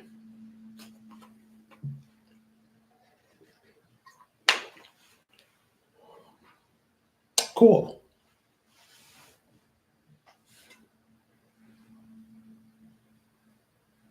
But this Seven of Pentacles is like it's so behind the scenes and it's so unseen. I think that, but the bat is here because the bat is aware of the things that are unseen. That's why. Also, the Queen of Cups is into it. She's pre High Priestess energy. And I did see the tiger. Who's at the bottom of the deck? It was like tiger, eagle, tiger, hawk, eagle, camel, owl, zebra, horse, fire ants. Oh, there's the deer.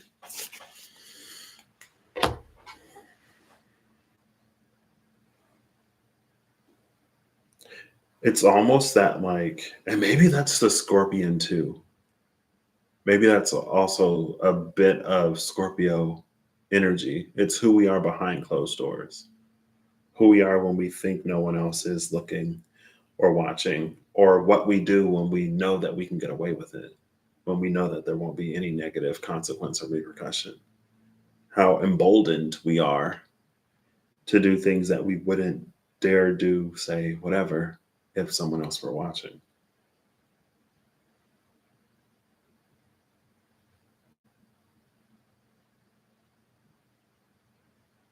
And it's like it's in those moments that the score is being kept with the Seven of Pentacles, which is probably another reason why this energy is reading as like so selective.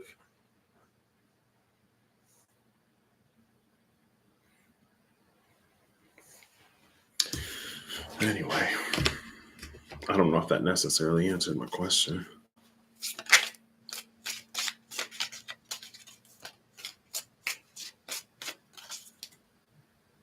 Nine of Cups. I saw the Nine of Cups when I was shuffling the Wild Unknown. It was next to something good, I feel like. It was over here, I think, because I saw the card. Oh, look. Three of Cups, Two of Wands, Seven of Cups, the Sun, and the Magician. Six of Wands. Six of Wands again. Six of Wands was in the, I already shuffled the deck. It was in the, in the Witch's Tarot. Page of Pentacles, Four of Swords, Knight of Swords, Page of Cups, Six of Wands. Oh, look, and then there's the Seven of Cups. There's that Six of Wands that I saw. Between the Seven of Cups and the Page of Cups. Also, that Knight of Swords, the Son of Swords is right here after the Six of Wands. Was it before? No, because it was the Page of Cups. Knight of Swords, Page of Cups, and then that Six of Wands.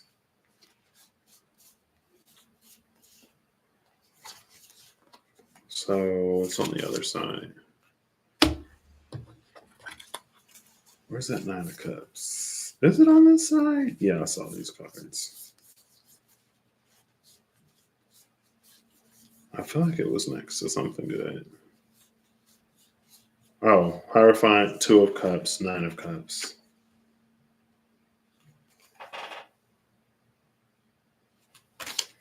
And after that is the Seven of Swords. But the Seven of Swords in this deck, oh, look, see the fox? I kept seeing this fox. The fox is behind. Hold up, wait, where'd it go? Was it over here? Yeah, it was over here. The fox is behind the spider. So it was cheetah, earthworm, vulture, spider, fox. Behind the fox is the dragon. You're the dragon. Cool. The Seven of Swords in this deck, in particular for me, is a card of birthright. Once we are basically, it's like once we have proven ourselves to Wolf, then we get that seventh sword. It's a card of birthright, but it isn't just like freely given. It has to be earned.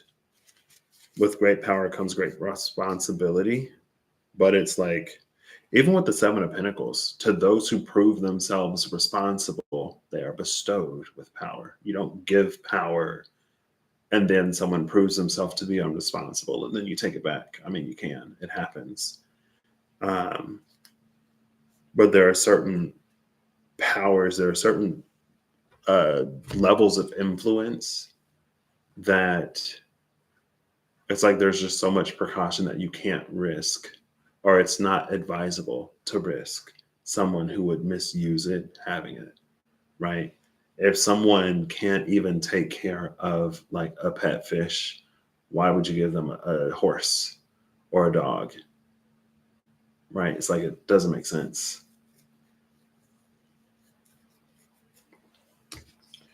And to do so would be to knowingly put that animal at risk of mistreatment and whatever else, right? It's that kind of energy. It's like we don't get to pout and say, but somebody else has this. And then it's like, oh, yeah, you're right.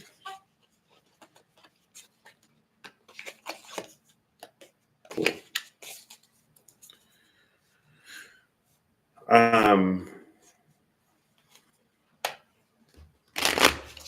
Obviously, there's something deeper here. I don't know if I finished the thought. Oof. This, I think I drank a little too much water. It's fine. I could just end this because it's basically over. Hierophant at the bottom of the deck as I'm looking at this Hierophant right here. This Hierophant is also giving me the energy of that Seven of Pentacles, but it's like these two keys, one of these keys, we'll call that the Queen of Cups, we'll call that the King of Cups. It's like these two together accomplish something greater. But in order for them to accomplish whatever greater thing, they have to be whole and complete as is. Like there's a difference between being interdependent and being like codependent. And they would need to be interdependent. They would, and it's like it's a need to be interdependent because it's like sometimes I feel like we can be, especially if we were in a place of codependence, we can be so avoidant to depending or relying on someone else that we don't trust them to do things that are for them to do, if that makes sense. It becomes easy to fall into like, I got to do everything by myself type of mentality. And that may not necessarily be helpful or beneficial if the Three of Pentacles came out. If there is like a joint sort of venture. If it's a team effort, you need to be able to rely on your team to do what's for them to do so that you can focus on what's for you to do.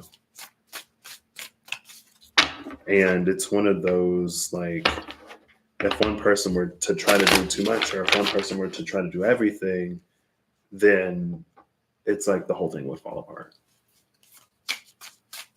Right? It's like a group of specialists are assembled for a reason. Anyway. Ooh, the Firefly. Oh, no, sorry. I thought it was the Fly Scorpion. Bottom of the deck is the Crow. Look at that. And then the Elk is behind the Crow, giving us some ecliptic energy.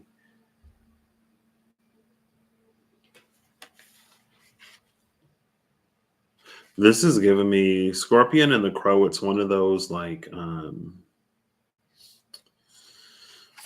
this is whatever. If you can withstand it, then you will become immensely powerful, but most have died type of energy.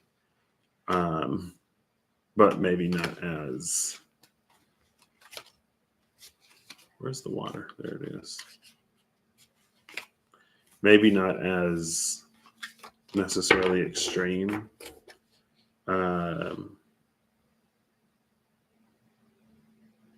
But it's like, in order to gain further knowledge, awareness, to explore something further with the Crow, there's a certain dose of reality, or there's a certain painful experience that has to be gone through, right?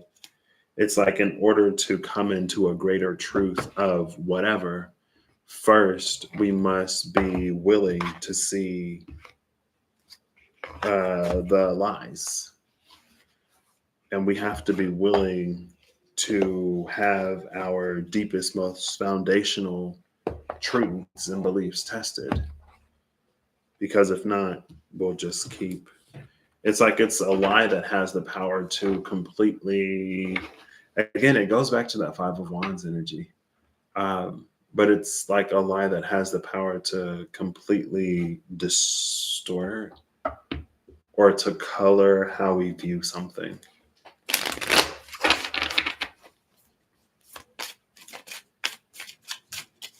All right, I'm gonna put these back because these weren't the cards I was originally going for.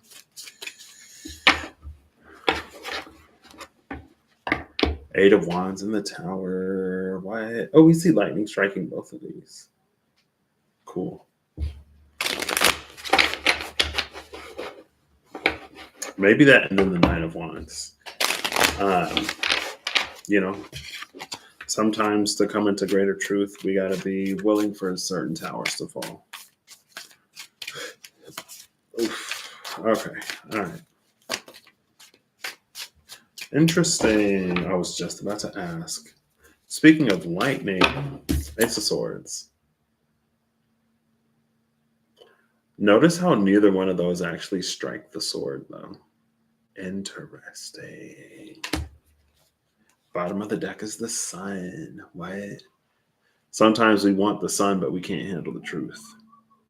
And because we can't handle the truth, we seek shadow, or we seek lesser versions of the sun.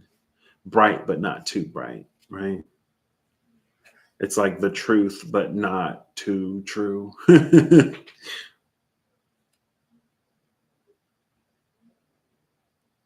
Right? It's like, dilute it for me, water it down for me, tell me the truth, but don't hurt my feelings. Type of, it's like, well, not much we can do or say then. But what's also different is that metal conducts electricity in a way that wood doesn't.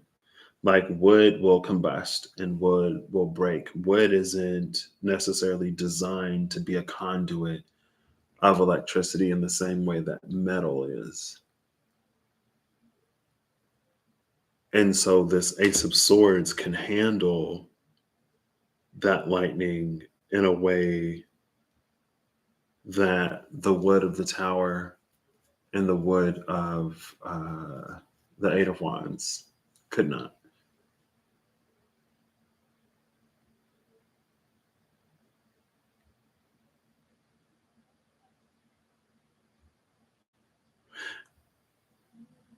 This is giving me like good and bad energy because of the rainbow Ouroboros.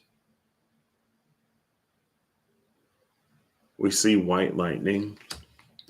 White is like white light is all of the colors of the visible spectrum combined in the same place at the same time. When you put it through a prism, then it like refracts the light so you can see the different bands. But without that prism, it's like all in one.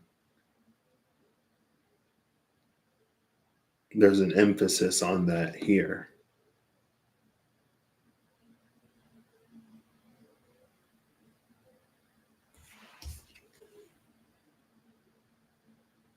It's the things that we don't want to see, face, and accept that we have to be willing to as well. But again, like if the truth is the truth, especially in certain contexts, then it makes sense. But sometimes we think we want the truth until we find out what the truth is. Then it's like plug me back into the matrix. I missed when I thought that cardboard was real steak. Anyway. The Sun, the Seven of Cups, the Lovers, and the Six of Pentacles. I kind of love that. There's only one cup that faces the sun here. 6 face the shadows. Then we see the Lovers and the Sun. And it's this energy. It's the energy of the lovers in the sun, which is, again,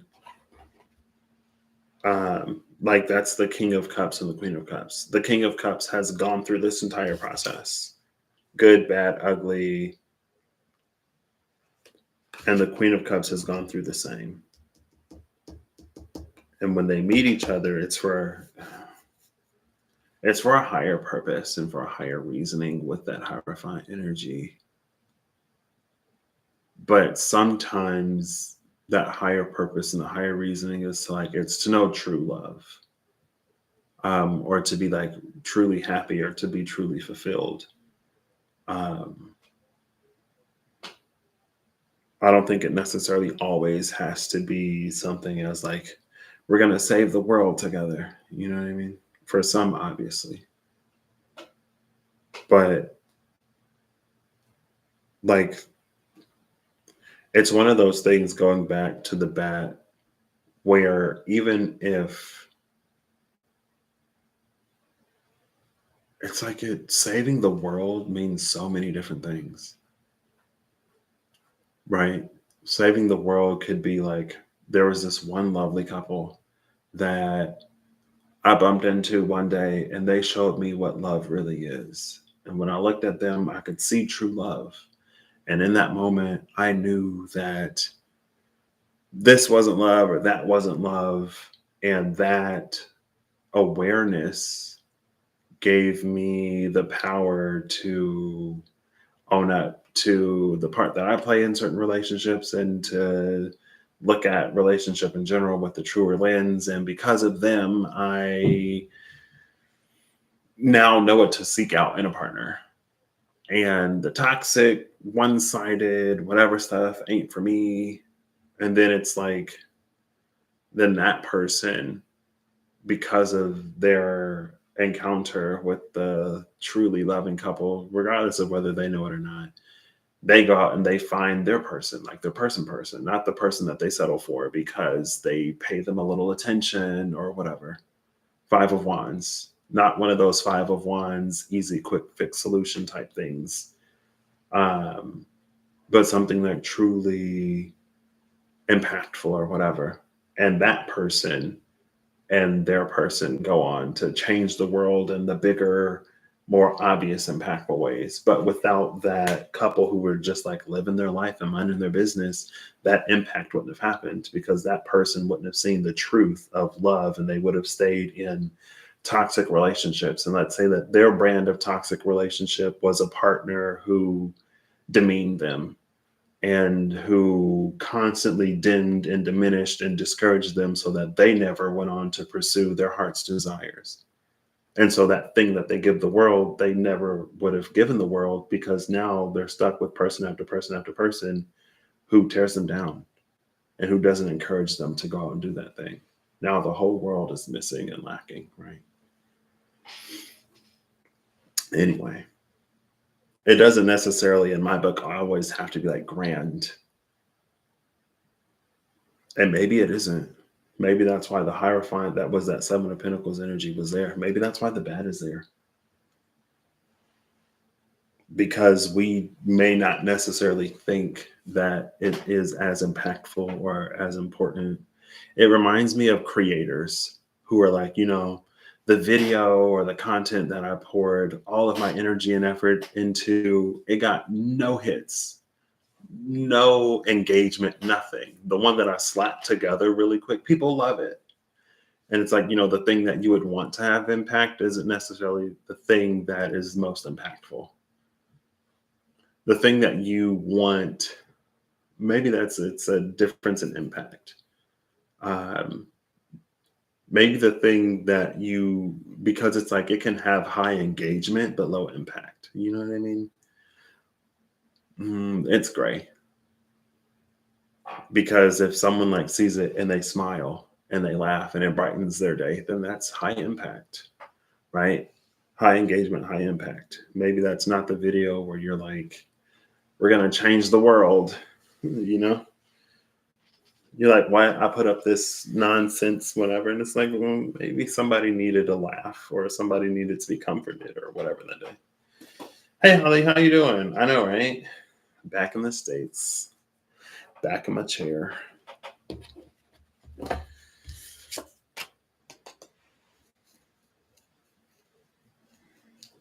Yeah, there's something about this Ace of Swords. Oh, it's a conductor. This Ace of Swords is, it's like it is where it is to guide. It's like a lightning rod, right? You put a lightning rod on top of a tall building. It's like the thing that you want to power is down here. But going back to the fog in the landscape, there are so many things in the landscape that would take that before it reaches down here, that you have to like build this spire and put the lightning rod on top of it to get the, I feel like I'm not communicating it right. But that's what it is. Without the lightning rod, it would never get power because there are so many things in the vicinity that are taller than it. Like the trees will catch fire before the, now it's giving me the magician and the Astromatrix tarot, the Nikola Tesla with his lightning machine. Oh, well, thank you. I would say I missed it, but I'm just playing. I don't know. I was off in my own little world doing my own little thing. Um, I don't know, just really enjoying it. Although there were a few times I was like, oh, I haven't been live in a minute. I want to go live, but I wouldn't go. I wasn't. I kind of went live that one night, but that's fine. I wasn't over there to go live. I was over there to experience what I was experiencing.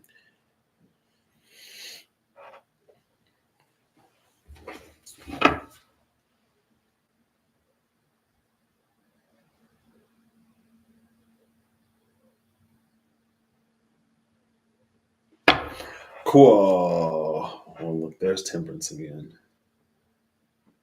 Did I not talk about temperance? No. What's there to say about temperance? Anything you need.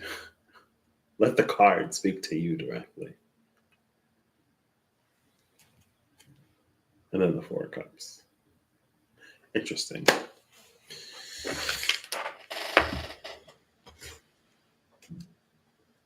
Maybe it's like, I think a way to almost succinctly say it is sometimes there's a difference between what something is and what we need for it to be. And when we need for something to be something so badly, it can become a whole lot easier to not see it for what it is. All right. Cool. So that's almost like, if you've been doing the work and you are manifesting relationship or partnership or whatever, then you are going to be aligned to someone else who is also doing the work or has done the work, right? All right. So, all of that aside, where has the collective been? Oof. I see the Hermit in reverse. Oof. Hermit in reverse, the Lovers upright, and the Four of Pentacles.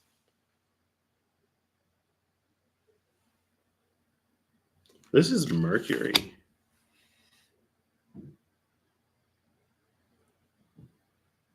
Virgo, the Virgonian side of Mercury is in reverse. The Gemini side of Mercury is upright.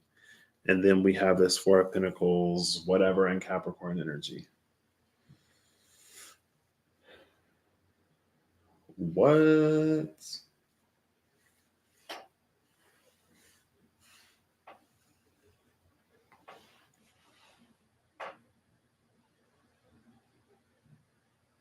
This is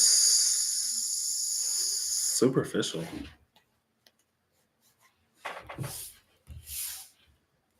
After all of that substance.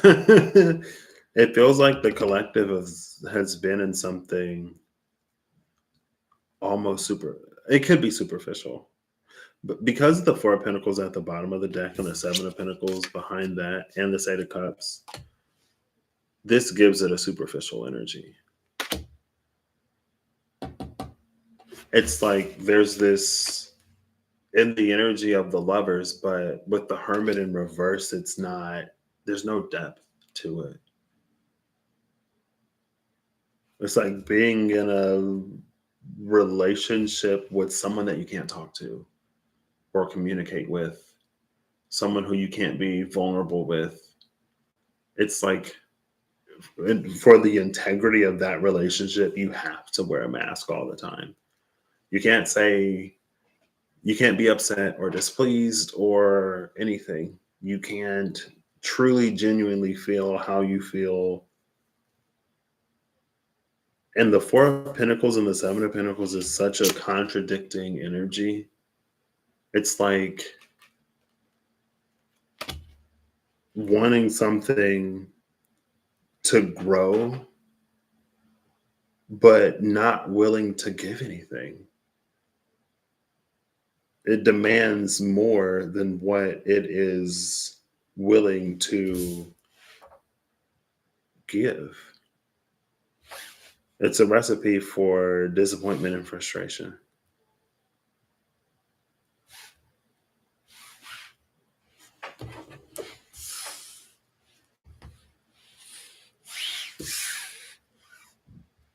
Now, in another way of reading this, it could be like hermiting is over, coming out of hermit mode and into connections with others. And if that is the case, then the Four of Pentacles and the Seven of Pentacles would be like strong boundaries, like healthy boundaries, respected boundaries for Seven of Pentacles for things to grow.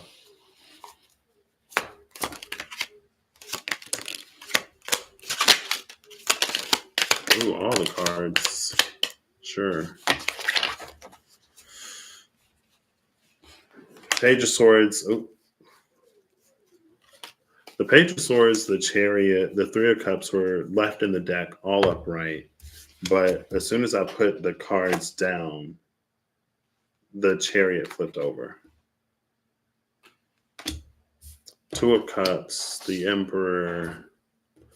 The Emperor is here on this. The Three of Swords. Okay, yeah, maybe more of the first one. Three of Pentacles, Eight of Pentacles. Did I say Three of Cups? The Emperor and the Three of Swords fell out on top of the Hermit in reverse. It's like, it's almost like power games. What do you call it? Power struggle? Oh my gosh. I had no clue.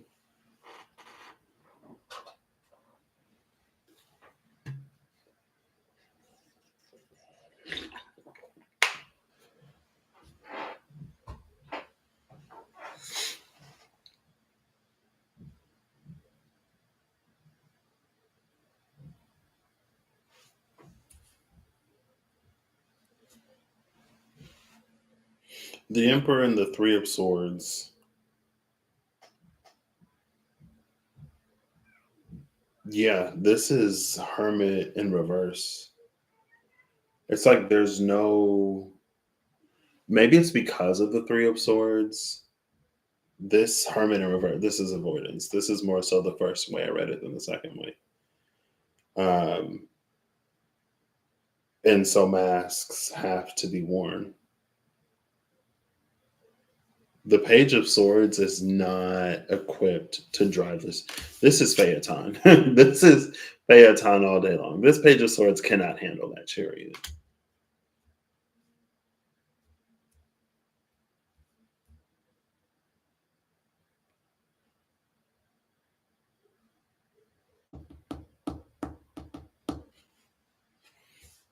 This is like,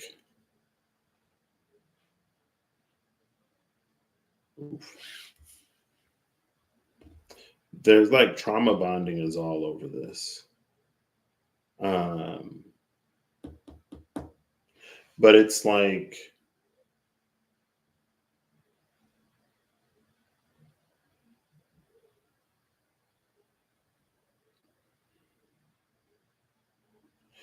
it's almost like not the epitome. It's like misery loves company, but if the company of misery is like millions, it's commiserating on a large scale.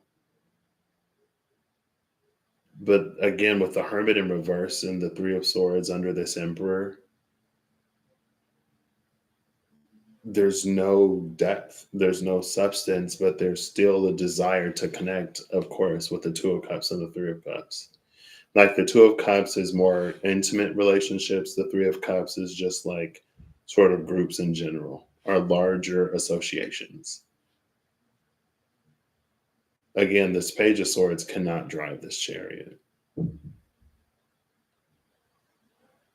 It doesn't have the um, mental acuity, isn't the word.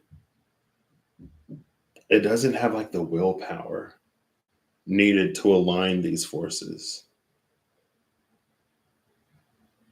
but it'll exert it anyway with this Emperor. It's like this is an energy of false control. It puts itself in a position of control, but it has no control. It puts itself in a position of power, but it has no power.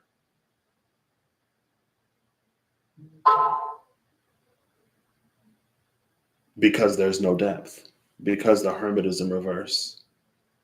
It takes one side of Mercury, it takes the side that it likes, and it runs with that. And it's like it's so mental gymnastics. It's so everything but addressing the actual problem.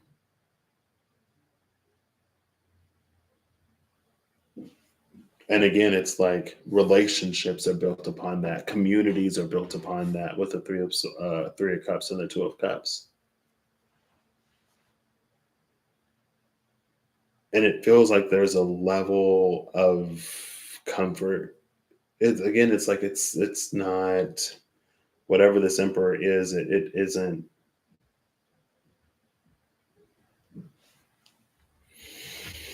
And then we have the Three of Pentacles and the Eight of Pentacles on the other side.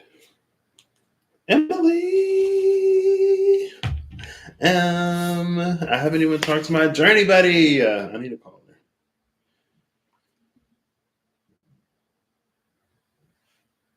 This is all Pentacles. Over to the left, Four of Pentacles, Seven of Pentacles, Three of Pentacles, Eight of Pentacles. These are the same. 11 and 11. We go from 4 to 3, but then we go from 7 to 8. So it's like things are changing. It like there's an appearance of things changing, but in reality, it's still the 11 of Pentacles. It's still the Page of Pentacles.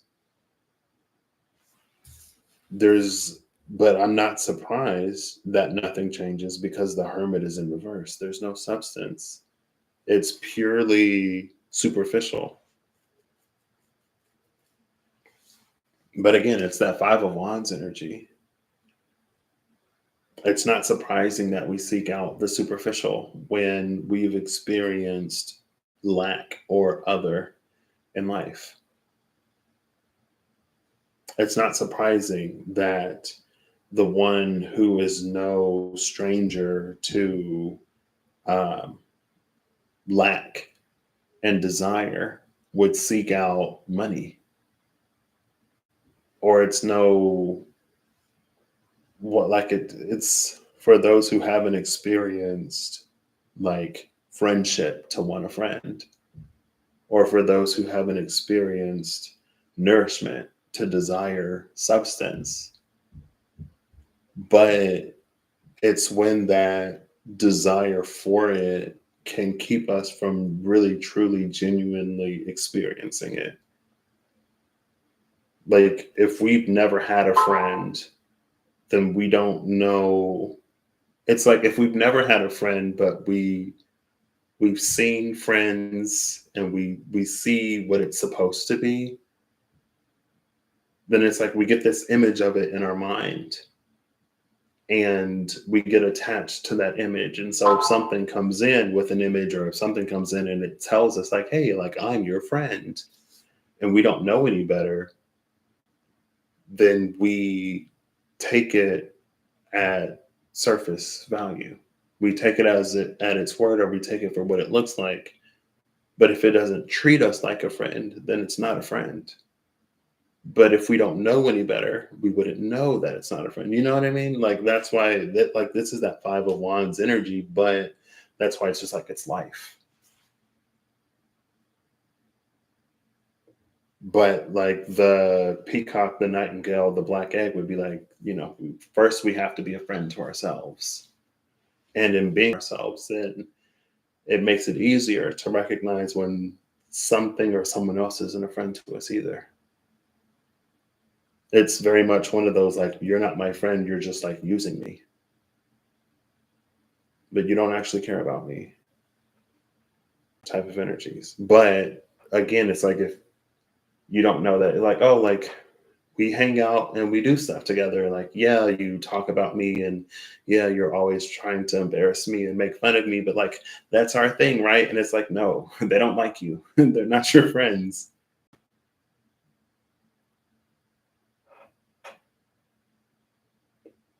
But at that point, it's like if that were the situation, it would be the pain of loneliness that would keep us in that situation. That would like we know that's not a friend, but we don't want to be alone. So we stay there. And we convince ourselves, we try to convince ourselves that like, oh, like, that's just our dynamic. That's just like it's friendly banter, right? Like, yeah, I know that they constantly like push me into lockers and beat me up and steal my lunch money, but it's because we're cool. And it's like they're not your friends.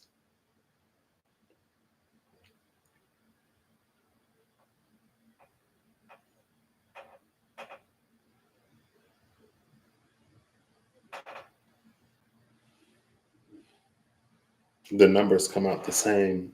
It's like the characters are different, the setting might be different, but it still adds up to the same thing.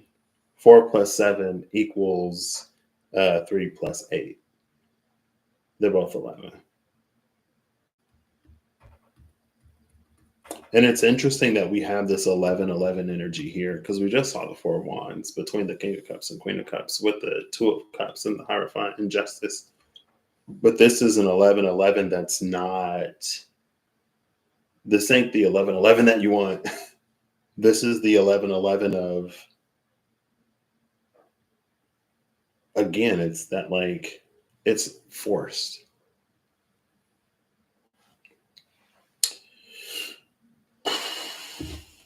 Is this the collective energy?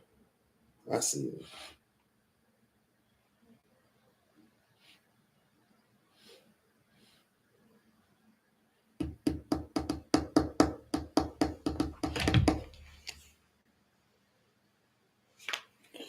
Where is this heading?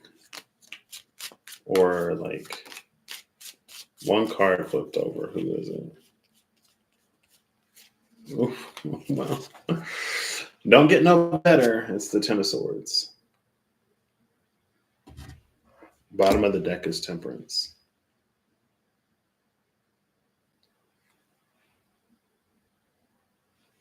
See, this is interesting. Again, there's no depth to this Temperance.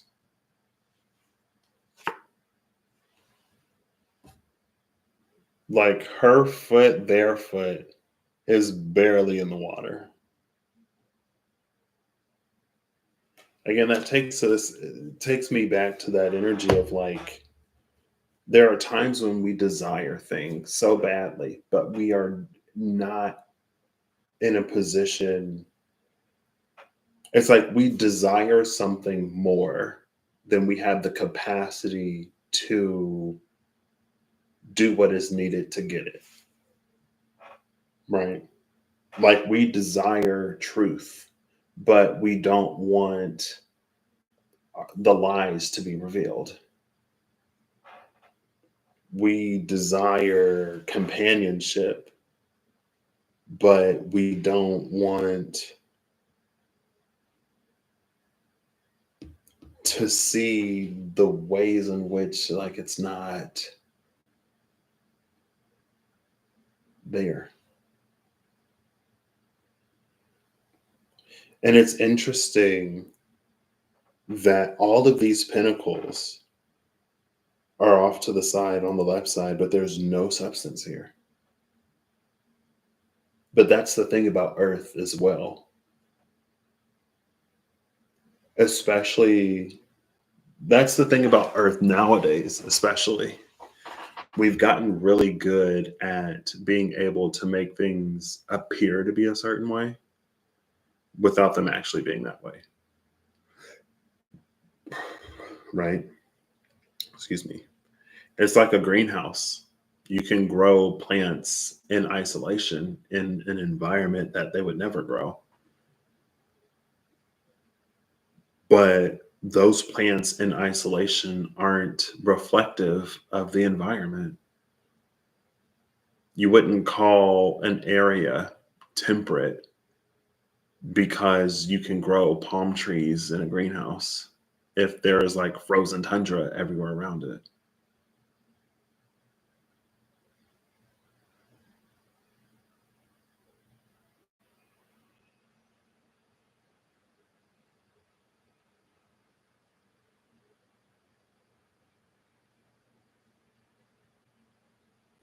And then I feel like there's only so much that can be done with this temperance when we are of that mindset,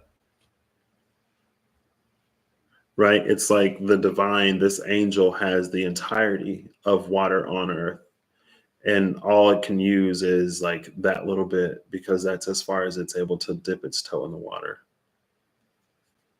But collectively, we are in a time of demanding more and more and more truth because it's like it's hip and it's cool and it's very like on brand, it's trendy. But can we handle the truths that come our way? Like, it's so interesting. This is like within recent years with world events. It's interesting that there are narratives of what the world is and what the world isn't. And there are beliefs that there's a certain distorted view of the world that may be held in certain regards, right? I'm going to generalize this because I'm not getting into it. But it's like what'll happen is one thing. There will be one thing and there'll be a lot of outrage and there'll be this massive like outcry for whatever. But then not too long after there'll be another thing and it'll be a complete 180 on everything. Like one thing is like, oh, this is an outrage. We should have our voices heard and we should do this and we should do that. And then something truly outrageous happens and it's silence. And it's you should be silent. And it's a whole bunch of other stuff. When literally 2 seconds ago, and it's like we can say that certain things aren't a thing and we can say that certain things don't matter. But when the world shows us, you can see that it is. When there's an outcry of support and a demand for action to be held for certain peoples, but then not too long after, hey, here's another people who are really getting it, who are really, really, really getting it right now. But that same outpouring or that same demand for support and all that stuff, it's not as present. And it's just so interesting how they happen so closely that the dichotomy is just like so obvious. Unless you hold a certain viewpoint and belief, then I guess it isn't. But it's just like the balance, the fairness. It's not, we demand different things for different peoples, you know?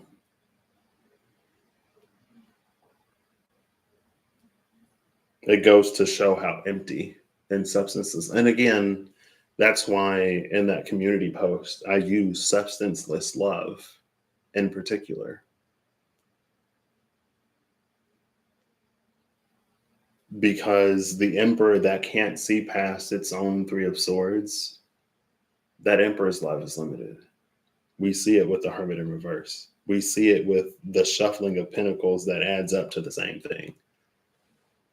It's why history can repeat itself so frequently and so often while we are baffled because we think that we've done so much to move things in certain ways. That's why we say never again, but never again happens over and over and over and over.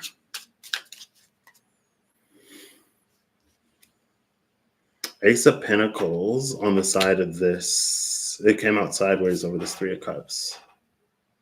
And the Ace of Cups is at the bottom of the deck.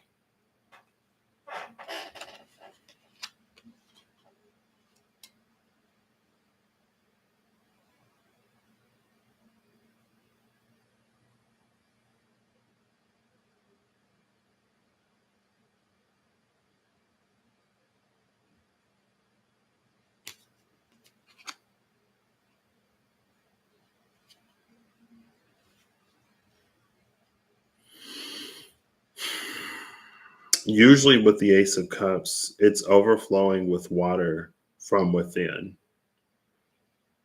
Oh, look, there's our dragonfly. But in this deck, it's raining. We can see that the water isn't, that water is not coming from within the cup. You know what I mean?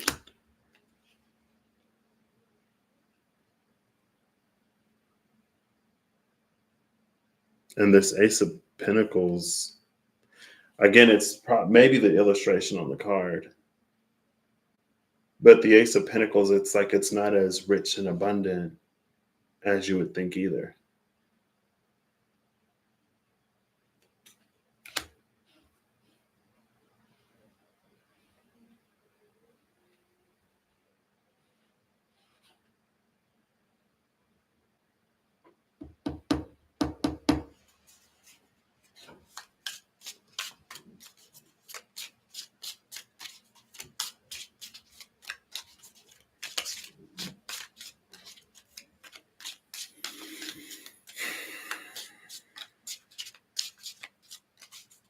All right. Knight of Wands on this Three of Swords. Knight of Wands is connecting the Three of Swords and the Three of Cups.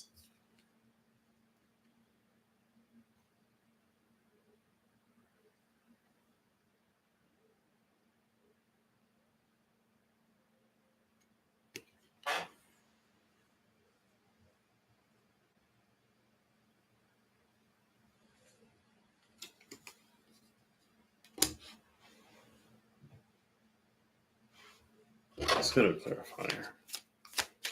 So that could be that bridging the Ace of Pentacles and the Ace of Cups on its side is the Queen of Pentacles.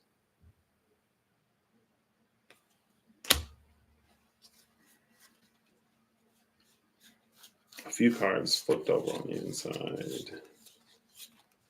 They are the Eight of Pentacles, the Fool, the Hermit upright,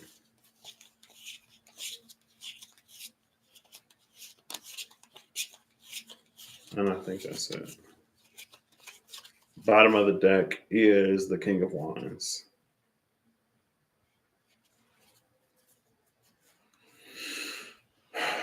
Now, what's interesting about this Queen of Wands, the Queen of Pentacles, that bridged the Ace of Pentacles and the Ace of Cups, is it came out this way. right? This ladder is supposed to be like going up, but it goes from one side to the other. And again, in this Ace of Cups world, that cup is rain from the storm. That's not anything that comes from within. It's not, this isn't your fountain of ever flowing waters. This isn't the cup that runneth over. This is the cup that you put outside to catch rainwater. And you just hope that when you drink it or use it, it's clean, it's good, and it's not like acid rain or whatever.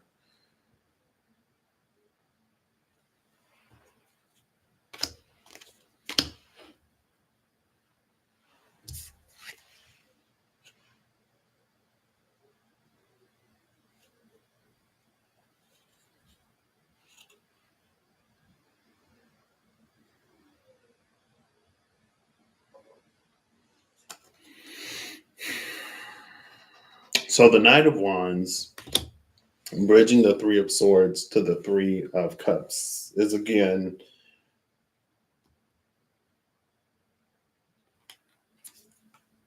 it's an energy of almost voluntary, like a voluntary delusion or a voluntary illusion. It's like, in those like movies or TV shows or whatever, when like there are multiple people together and they're so hungry that like they start looking like food to each other. It's like Stockholm syndrome almost.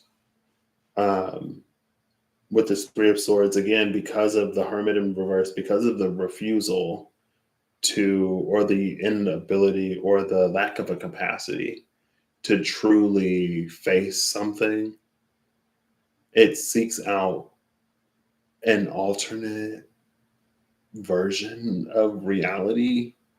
It's like, I haven't seen WandaVision, but it's like WandaVision. She couldn't deal with, I haven't seen a lot of the Marvel movies either, but from what I seemingly know of one, in my mind, the WandaVision that it's reading to me is that like she couldn't deal with the loss of vision. So she created this whole illusionary world that was perfect where her vision was still there. She took all of these people against their will, forced them under her illusion, and created a whole life of nothing. And of course, because there was no nothing, because there's no substance, because it was built upon illusion, when the spell is over, everything fades. There's nothing. The tower leaves nothing. Saturn leaves nothing. Pluto leaves nothing. Nothing leaves anything because there was nothing of substance. If there were things of substance, they would withstand. But yeah, that Knight of Wands bridging the Three of Swords into, it's like drinking it's literally drinking the Kool-Aid.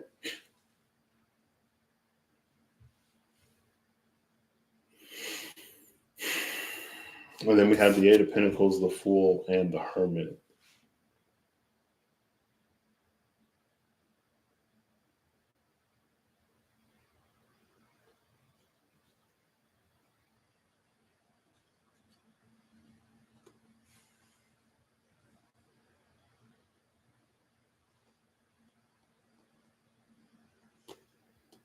There's a part of this, especially this Hermit.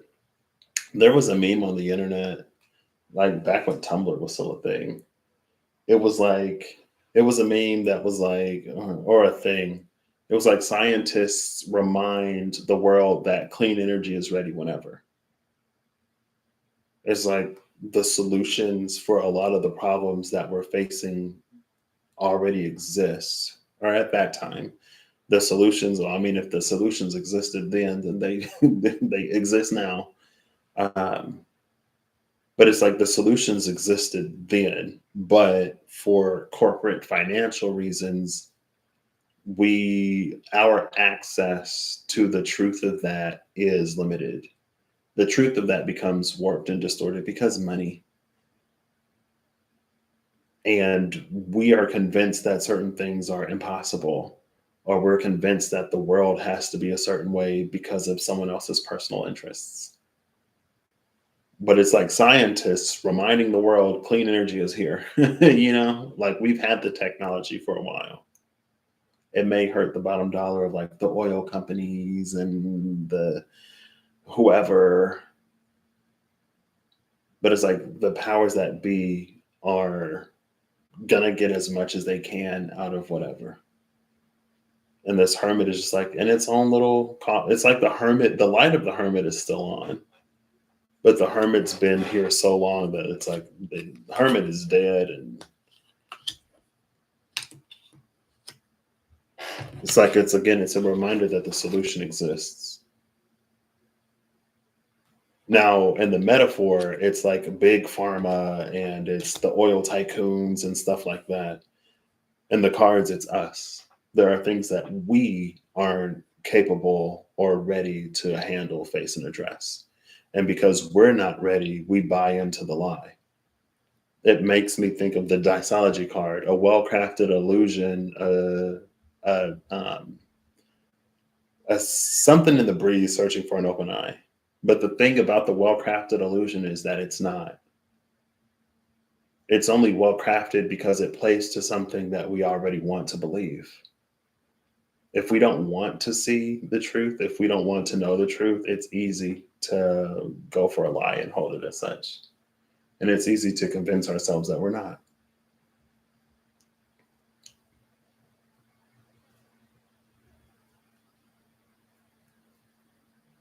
It's something that we see as true because we want it to be true or because we need for it to be true, which goes back to that sometimes when we need for something to be a certain type of way, we see it as that rather than what it is.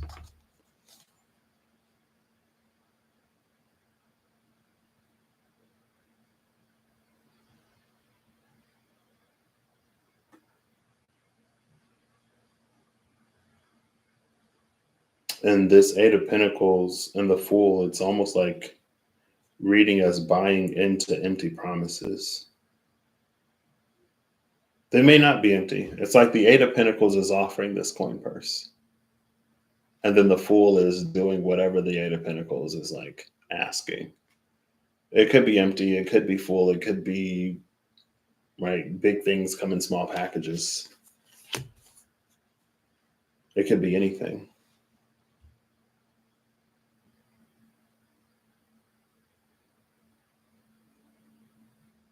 I don't know. I could have stayed off live. Or I could have just avoided this part. I should have seen. That's what I get for trying to tap into the collective.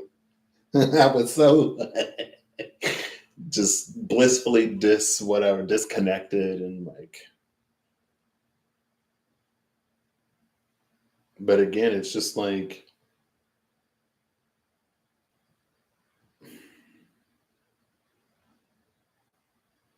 it's the truths that we want to believe rather than what is actually true. Because the actual truth might mean something that we're not ready to accept.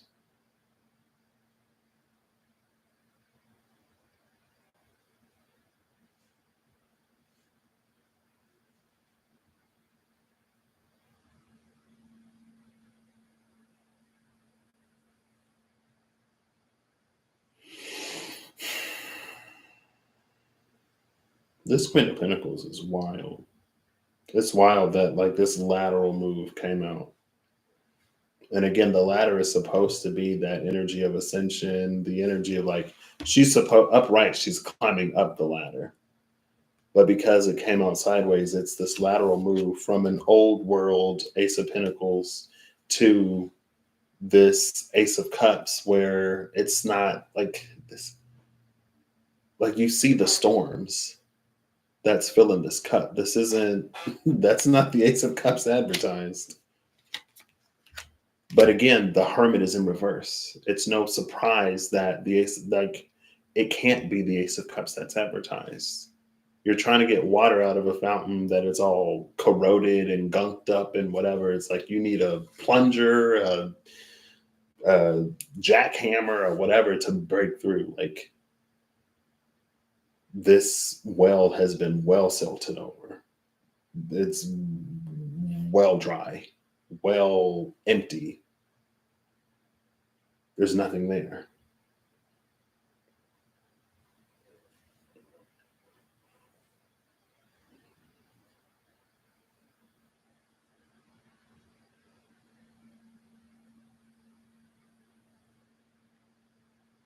But again, it's also wonderfully human, that we would seek out like empty promise and blind Neptunian solution rather than owning up to facing reality. And just like I was talking about, like when I first met that friend whose compassion comes through offering solution, I didn't want solutions. I wasn't looking for solutions. I was comfortably uncomfortable in my misery. In my misery, I was comfortably depressed and comfortably helpless and comfortably hopeless and not trying to do anything substantial to change my situation and my circumstances. Because as far as I knew, they weren't going to change. And I had already resigned myself to a dark future that I didn't want to have or live. And nothing that he said validated that. It was light in a time when I was seeking more darkness because I was afraid.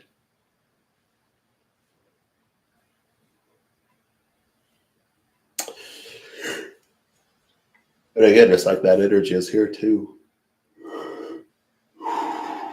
But this is like, I don't, it's just so almost wild or weird because the emperor is here. Like there's such an illusion of control and there's such an illusion of power. There's an illusion of ascension. There's an illusion of moving up, but it's lateral. We trade one misery and one woe for another. And it's because of the lack of what we've experienced. And again, I'm not trying to come for anybody or whatever, but it's not interesting. It's, I can't think of a word. It puzzles me, maybe, how so many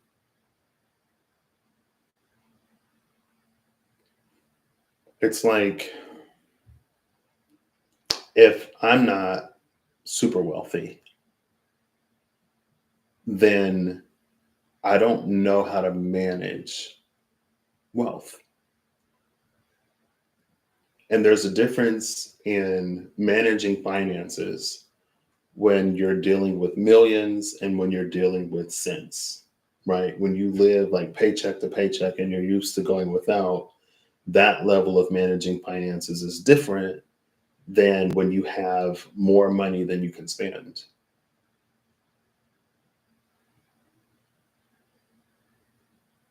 Right. And so it wouldn't necessarily be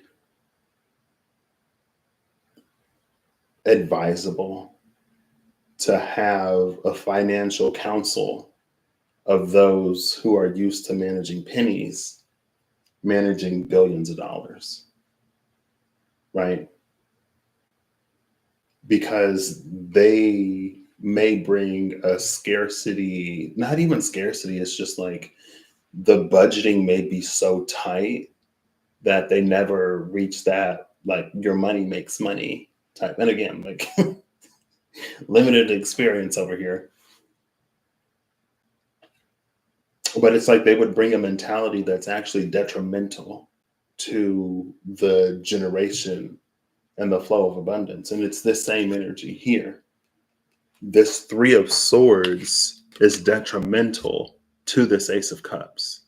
And because there's a lack of a capacity for depth here in the Hermit in reverse, this cup, like there's a reason why there's nothing coming out of it. There's a reason why the water has to come from the heavens. There's a reason why temperance has to do all of this and can only work with so much. It's detrimental.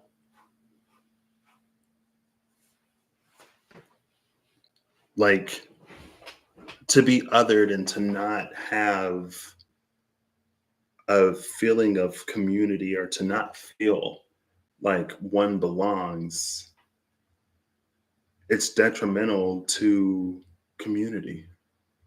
For the one who feels like they're not smart enough, it's detrimental to wisdom. For the one who feels that they're not aesthetically pleasing enough, it's detrimental to beauty.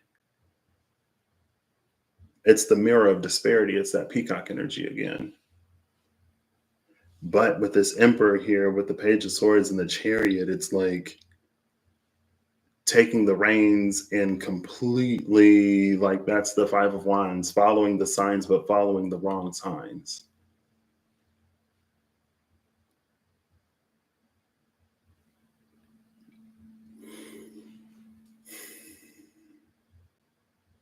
It's like asking the one who's been hurt over and over and over again to be vulnerable.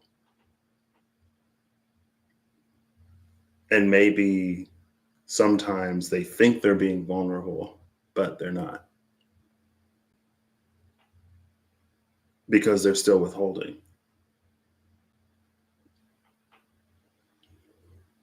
Either they're withholding with the Four of Pentacles, Seven of Pentacles, or they lean into codependence with the Three of Pentacles and Eight of Pentacles.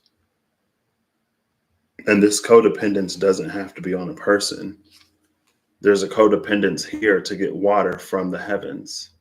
And because that codependence has been honored, at least up until this point, there's no self-generating capability or ability within this individual.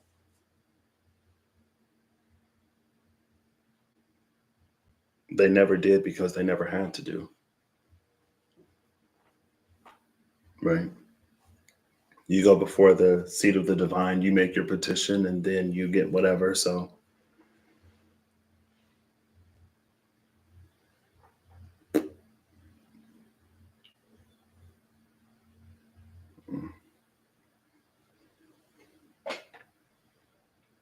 well, maybe this doesn't resonate for anybody. This is rough. If this is the collective energy, this is rough. But again, it's not surprising. Um, and it's just because, like, people being people, we don't want to face discomfort. We don't want to be the bad guy. We don't want to be wrong. We don't want to feel like we're less than. We don't want anything that is mildly to extremely unpleasant. And it makes me think of, I think it's the freedom card in that deck that I don't have anymore, but it's the freedom card in reverse. It's when we crave so badly to be free that we don't do any of the things to make sure that we are free. We become irresponsible and careless and shackle ourselves and debt ourselves further down the line because of an inability, a lack of willingness, awareness, capacity, whatever, to do in the now what needs to be done to have that freedom later. Excuse me. It's our money and we want it now, and we don't want to have to clock in to get it. And as long as JG Wentworth is paying out, then you ain't never got to clock in.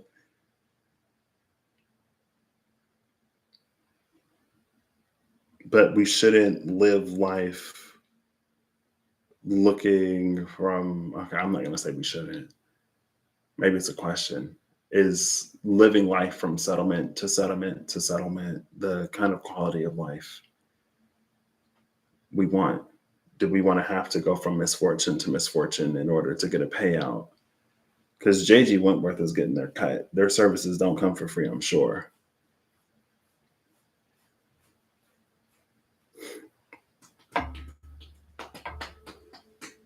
Hello, Alicia. Is that Alicia? Alicia?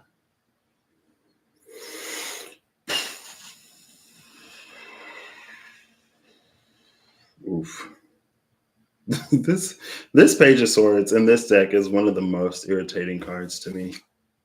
There's just something about his face. I don't know. Like maybe it's too realistic. Like I feel like I could see this Page of Swords on the street. I feel like I may have come across this Page of Swords 2 or 3 times. And I feel like the other cards in this deck, they don't have the same realism as this Page of Swords does. But this Page of Swords is like, oh yeah, I got my eagle necklace from whatever, so and so. So I am authorized and qualified to drive this chariot. And these horses are like, we don't recognize eagle talisman from so and so. We recognize willpower when you take the reins. Because unless your eagle talisman is going to come to life and Gandalf you away to whatever mountain, that talisman ain't going to drive nothing. It's still in your hands. And the sword is like bigger than he can even manage. It's a whole mess.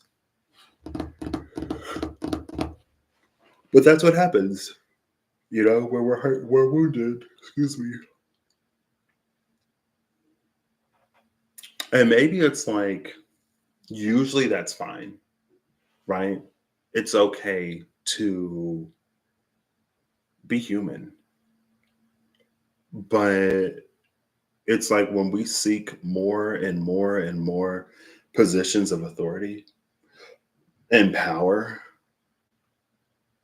and responsibility, but we don't want to be held to any kind of like standard, that's when it's like, okay, so you want, with no experience, no skills, no references, you want to come into this company at the top spot and run things.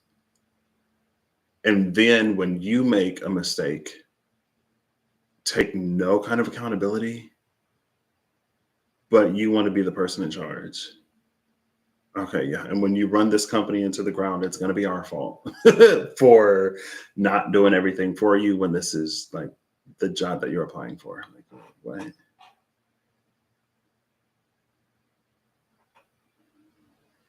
It's entitled.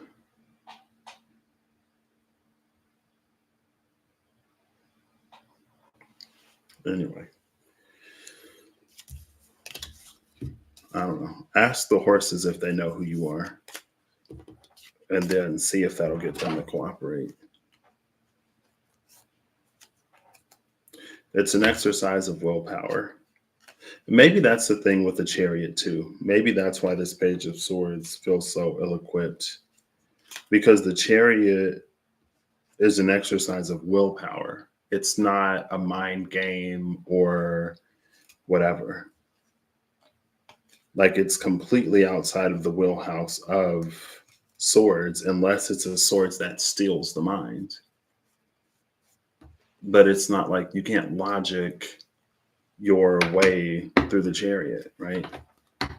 Like if a horse moves at this speed and that velocity, then I need a strength of whatever to be able to control them. It's like you can know how much force you have to apply to keep these horses in line, but if you don't have the tone, the muscle definition, the capability, the knowledge doesn't matter. It's about more than just knowing. Knowing in tarot is a fourth of the battle. It's not even half if the sword is knowing. If the cup is knowing, if it's your intuition, it's still a fourth of the battle. It's not even half. And it's like, oh, but I did all the calculations. It's like, okay, well, maybe you should have hit the gym too, because calculation ain't helping. And again, it's almost like that Scorpion energy. It's like when it really happens, when it's real life, then it's like one of those, oh crap moments, because then it's real. Right?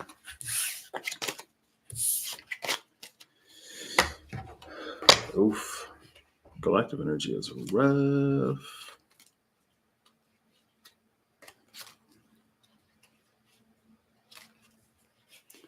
Collective energy is real rough. I'm like, oh my. But again, I don't know.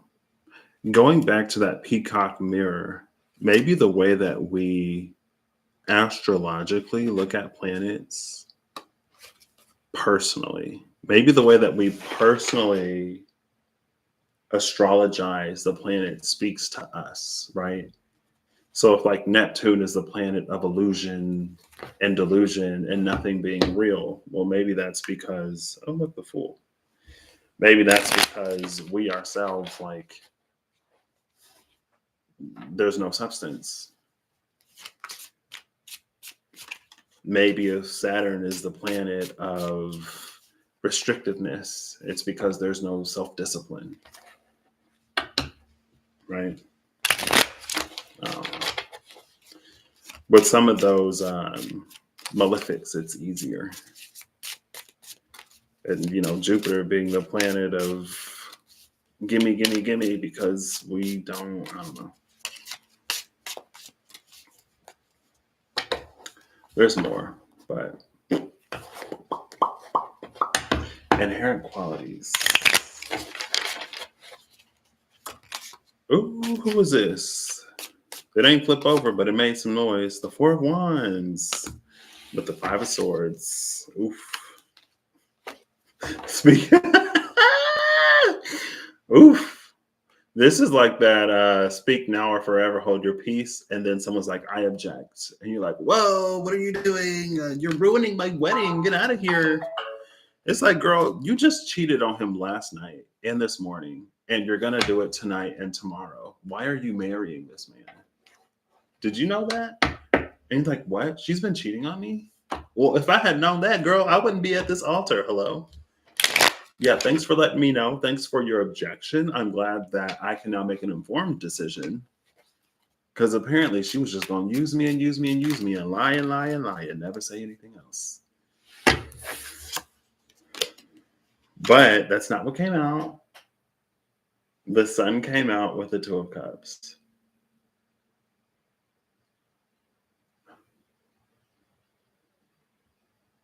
Huh. And you can see like the sun glinting as their cups clink. The Sun and the Two of Cups is interesting. It's almost giving me the same reciprocity. It's almost giving me the same reciprocity as the Six of Cups would.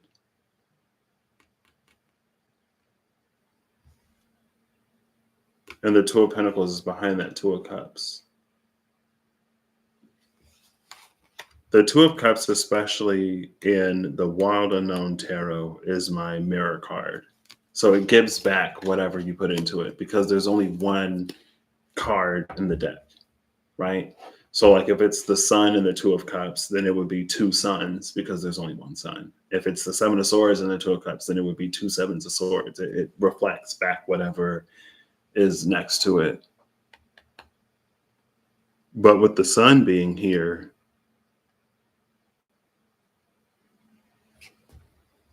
maybe it's also almost the energy of the peacock and the nightingale, where what is inside is going to be observable on the outside. Direct correlation isn't always a thing, right? But maybe it might be.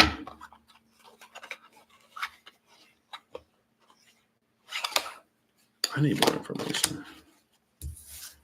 I'll put these back. We'll get another final shuffle. And then there's the Star.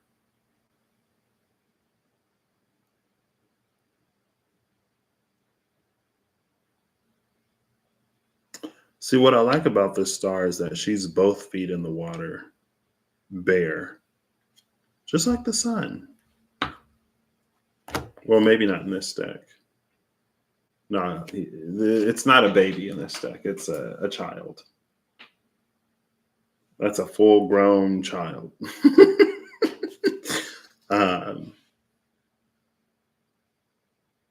There's just something like free-flowing about it. That temperance energy just like it didn't have.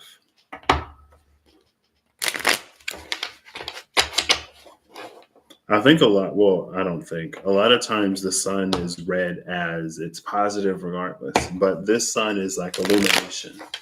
I'm feeling that sun more as illumination and the Two of Cups as the things that meet us, right? So it's like if you're on a positive swing, that positive swing is reflective of whatever you're doing within. And the opposite is also, conversely, whatever. All right, final card. Page of Cups in reverse. Bottom of the deck is the Magician.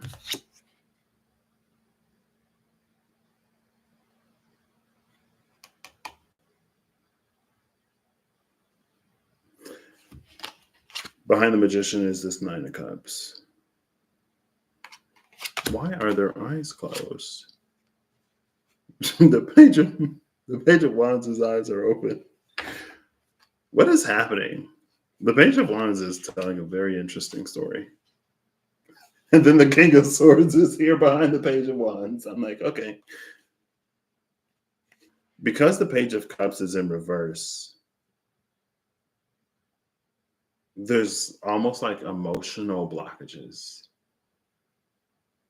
But it may be an emotional immaturity that is maintained by certain blockages. Right? It's almost like if there's a wound and you have it covered up with a Band-Aid, it takes a lot longer to heal when it can't breathe. The wound is suffocated and it festers and it invites infection. A certain amount of openness is necessary, right?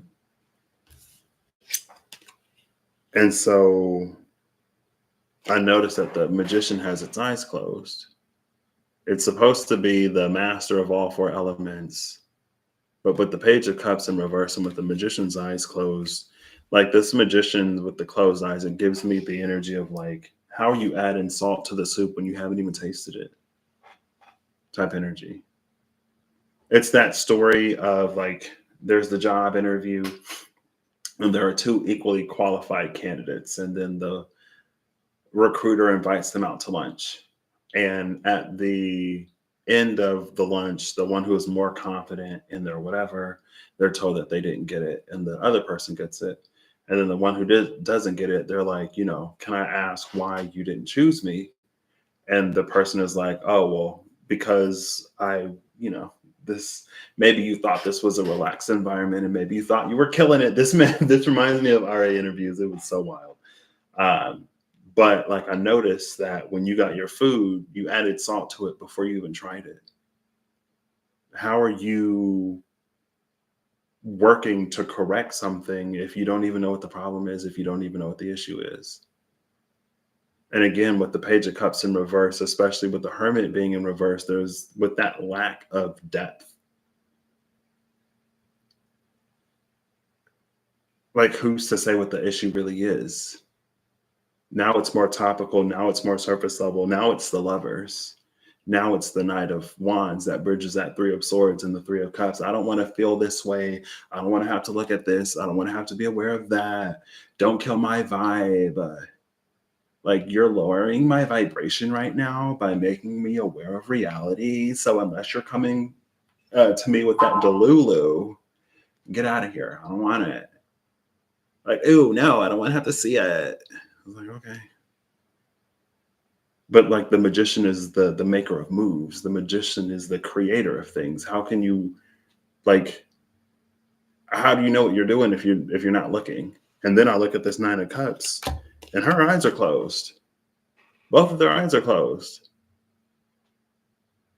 Like, how do you know that that's what you want if your eyes ain't even open? How do you know if that's what you want if you're not even open or vulnerable or whatever? It's like the epitome of appearances can be deceiving. And again, when we are reluctant to look below the surface. Sometimes we go for things that we think is a wish fulfillment, and then it ends up being not the case. And again, that's not always the case, because sometimes character development needs to happen. But then I see the page of the Page of Wands and the King of Swords with their eyes open. Well, first I saw that Page of Wands and I was like, what does this Page of Wands see that the Magician and the Knight of Cups don't see? Because that Page of Wands has an expression on their face, like, oh snap. It's like those TV shows where there's like the one person who wants a kiss from the other person that doesn't want to kiss them. So they're like, all right, close your eyes and get ready. And then they like pull out a fish. So they kiss the fish and then they put the fish away. And then when they open their eyes, the person is there. So in their mind, they assume that they just kissed that person. But in reality, they kissed the fish. Like that's this getting what you want, making all these moves, but like kissing the fish. King of Swords is like, now that King of Swords, oof. I gotta go to the restroom. I gotta go potty. I've been intentionally hydrating since I've been back. All right. Santa Muerte. What do you got for me? Final messages.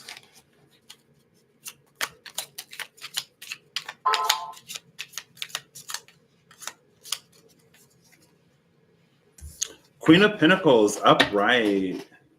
Cool. But the Three of Pentacles is here. Three of Pentacles is here, and there's nothing coming out of the watering can. I don't know why the Santa Muerte is so dry today. Nothing's coming out of the watering can for this gardener who's watering dirt.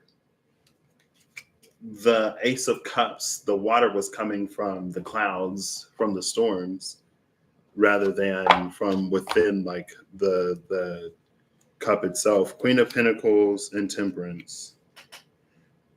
And then the Magician is behind it again. I don't know. There's no water. There's no water coming out of the pail. The Page of Cups that was in reverse, the Magician with its eyes closed, with that Nine of Cups with their eyes closed. If the eyes were open, they would notice that there's no water coming out of this. So I don't know if that's an area where we're not as cuppy as we think we are or whatever, but it's like if the eyes were open, we would see that nothing's coming out of that pail. Anyway, all right, I gotta go. Thank y'all for being here. If it resonates, take it. If it don't resonate, don't take it. And I'll catch you later. Bye.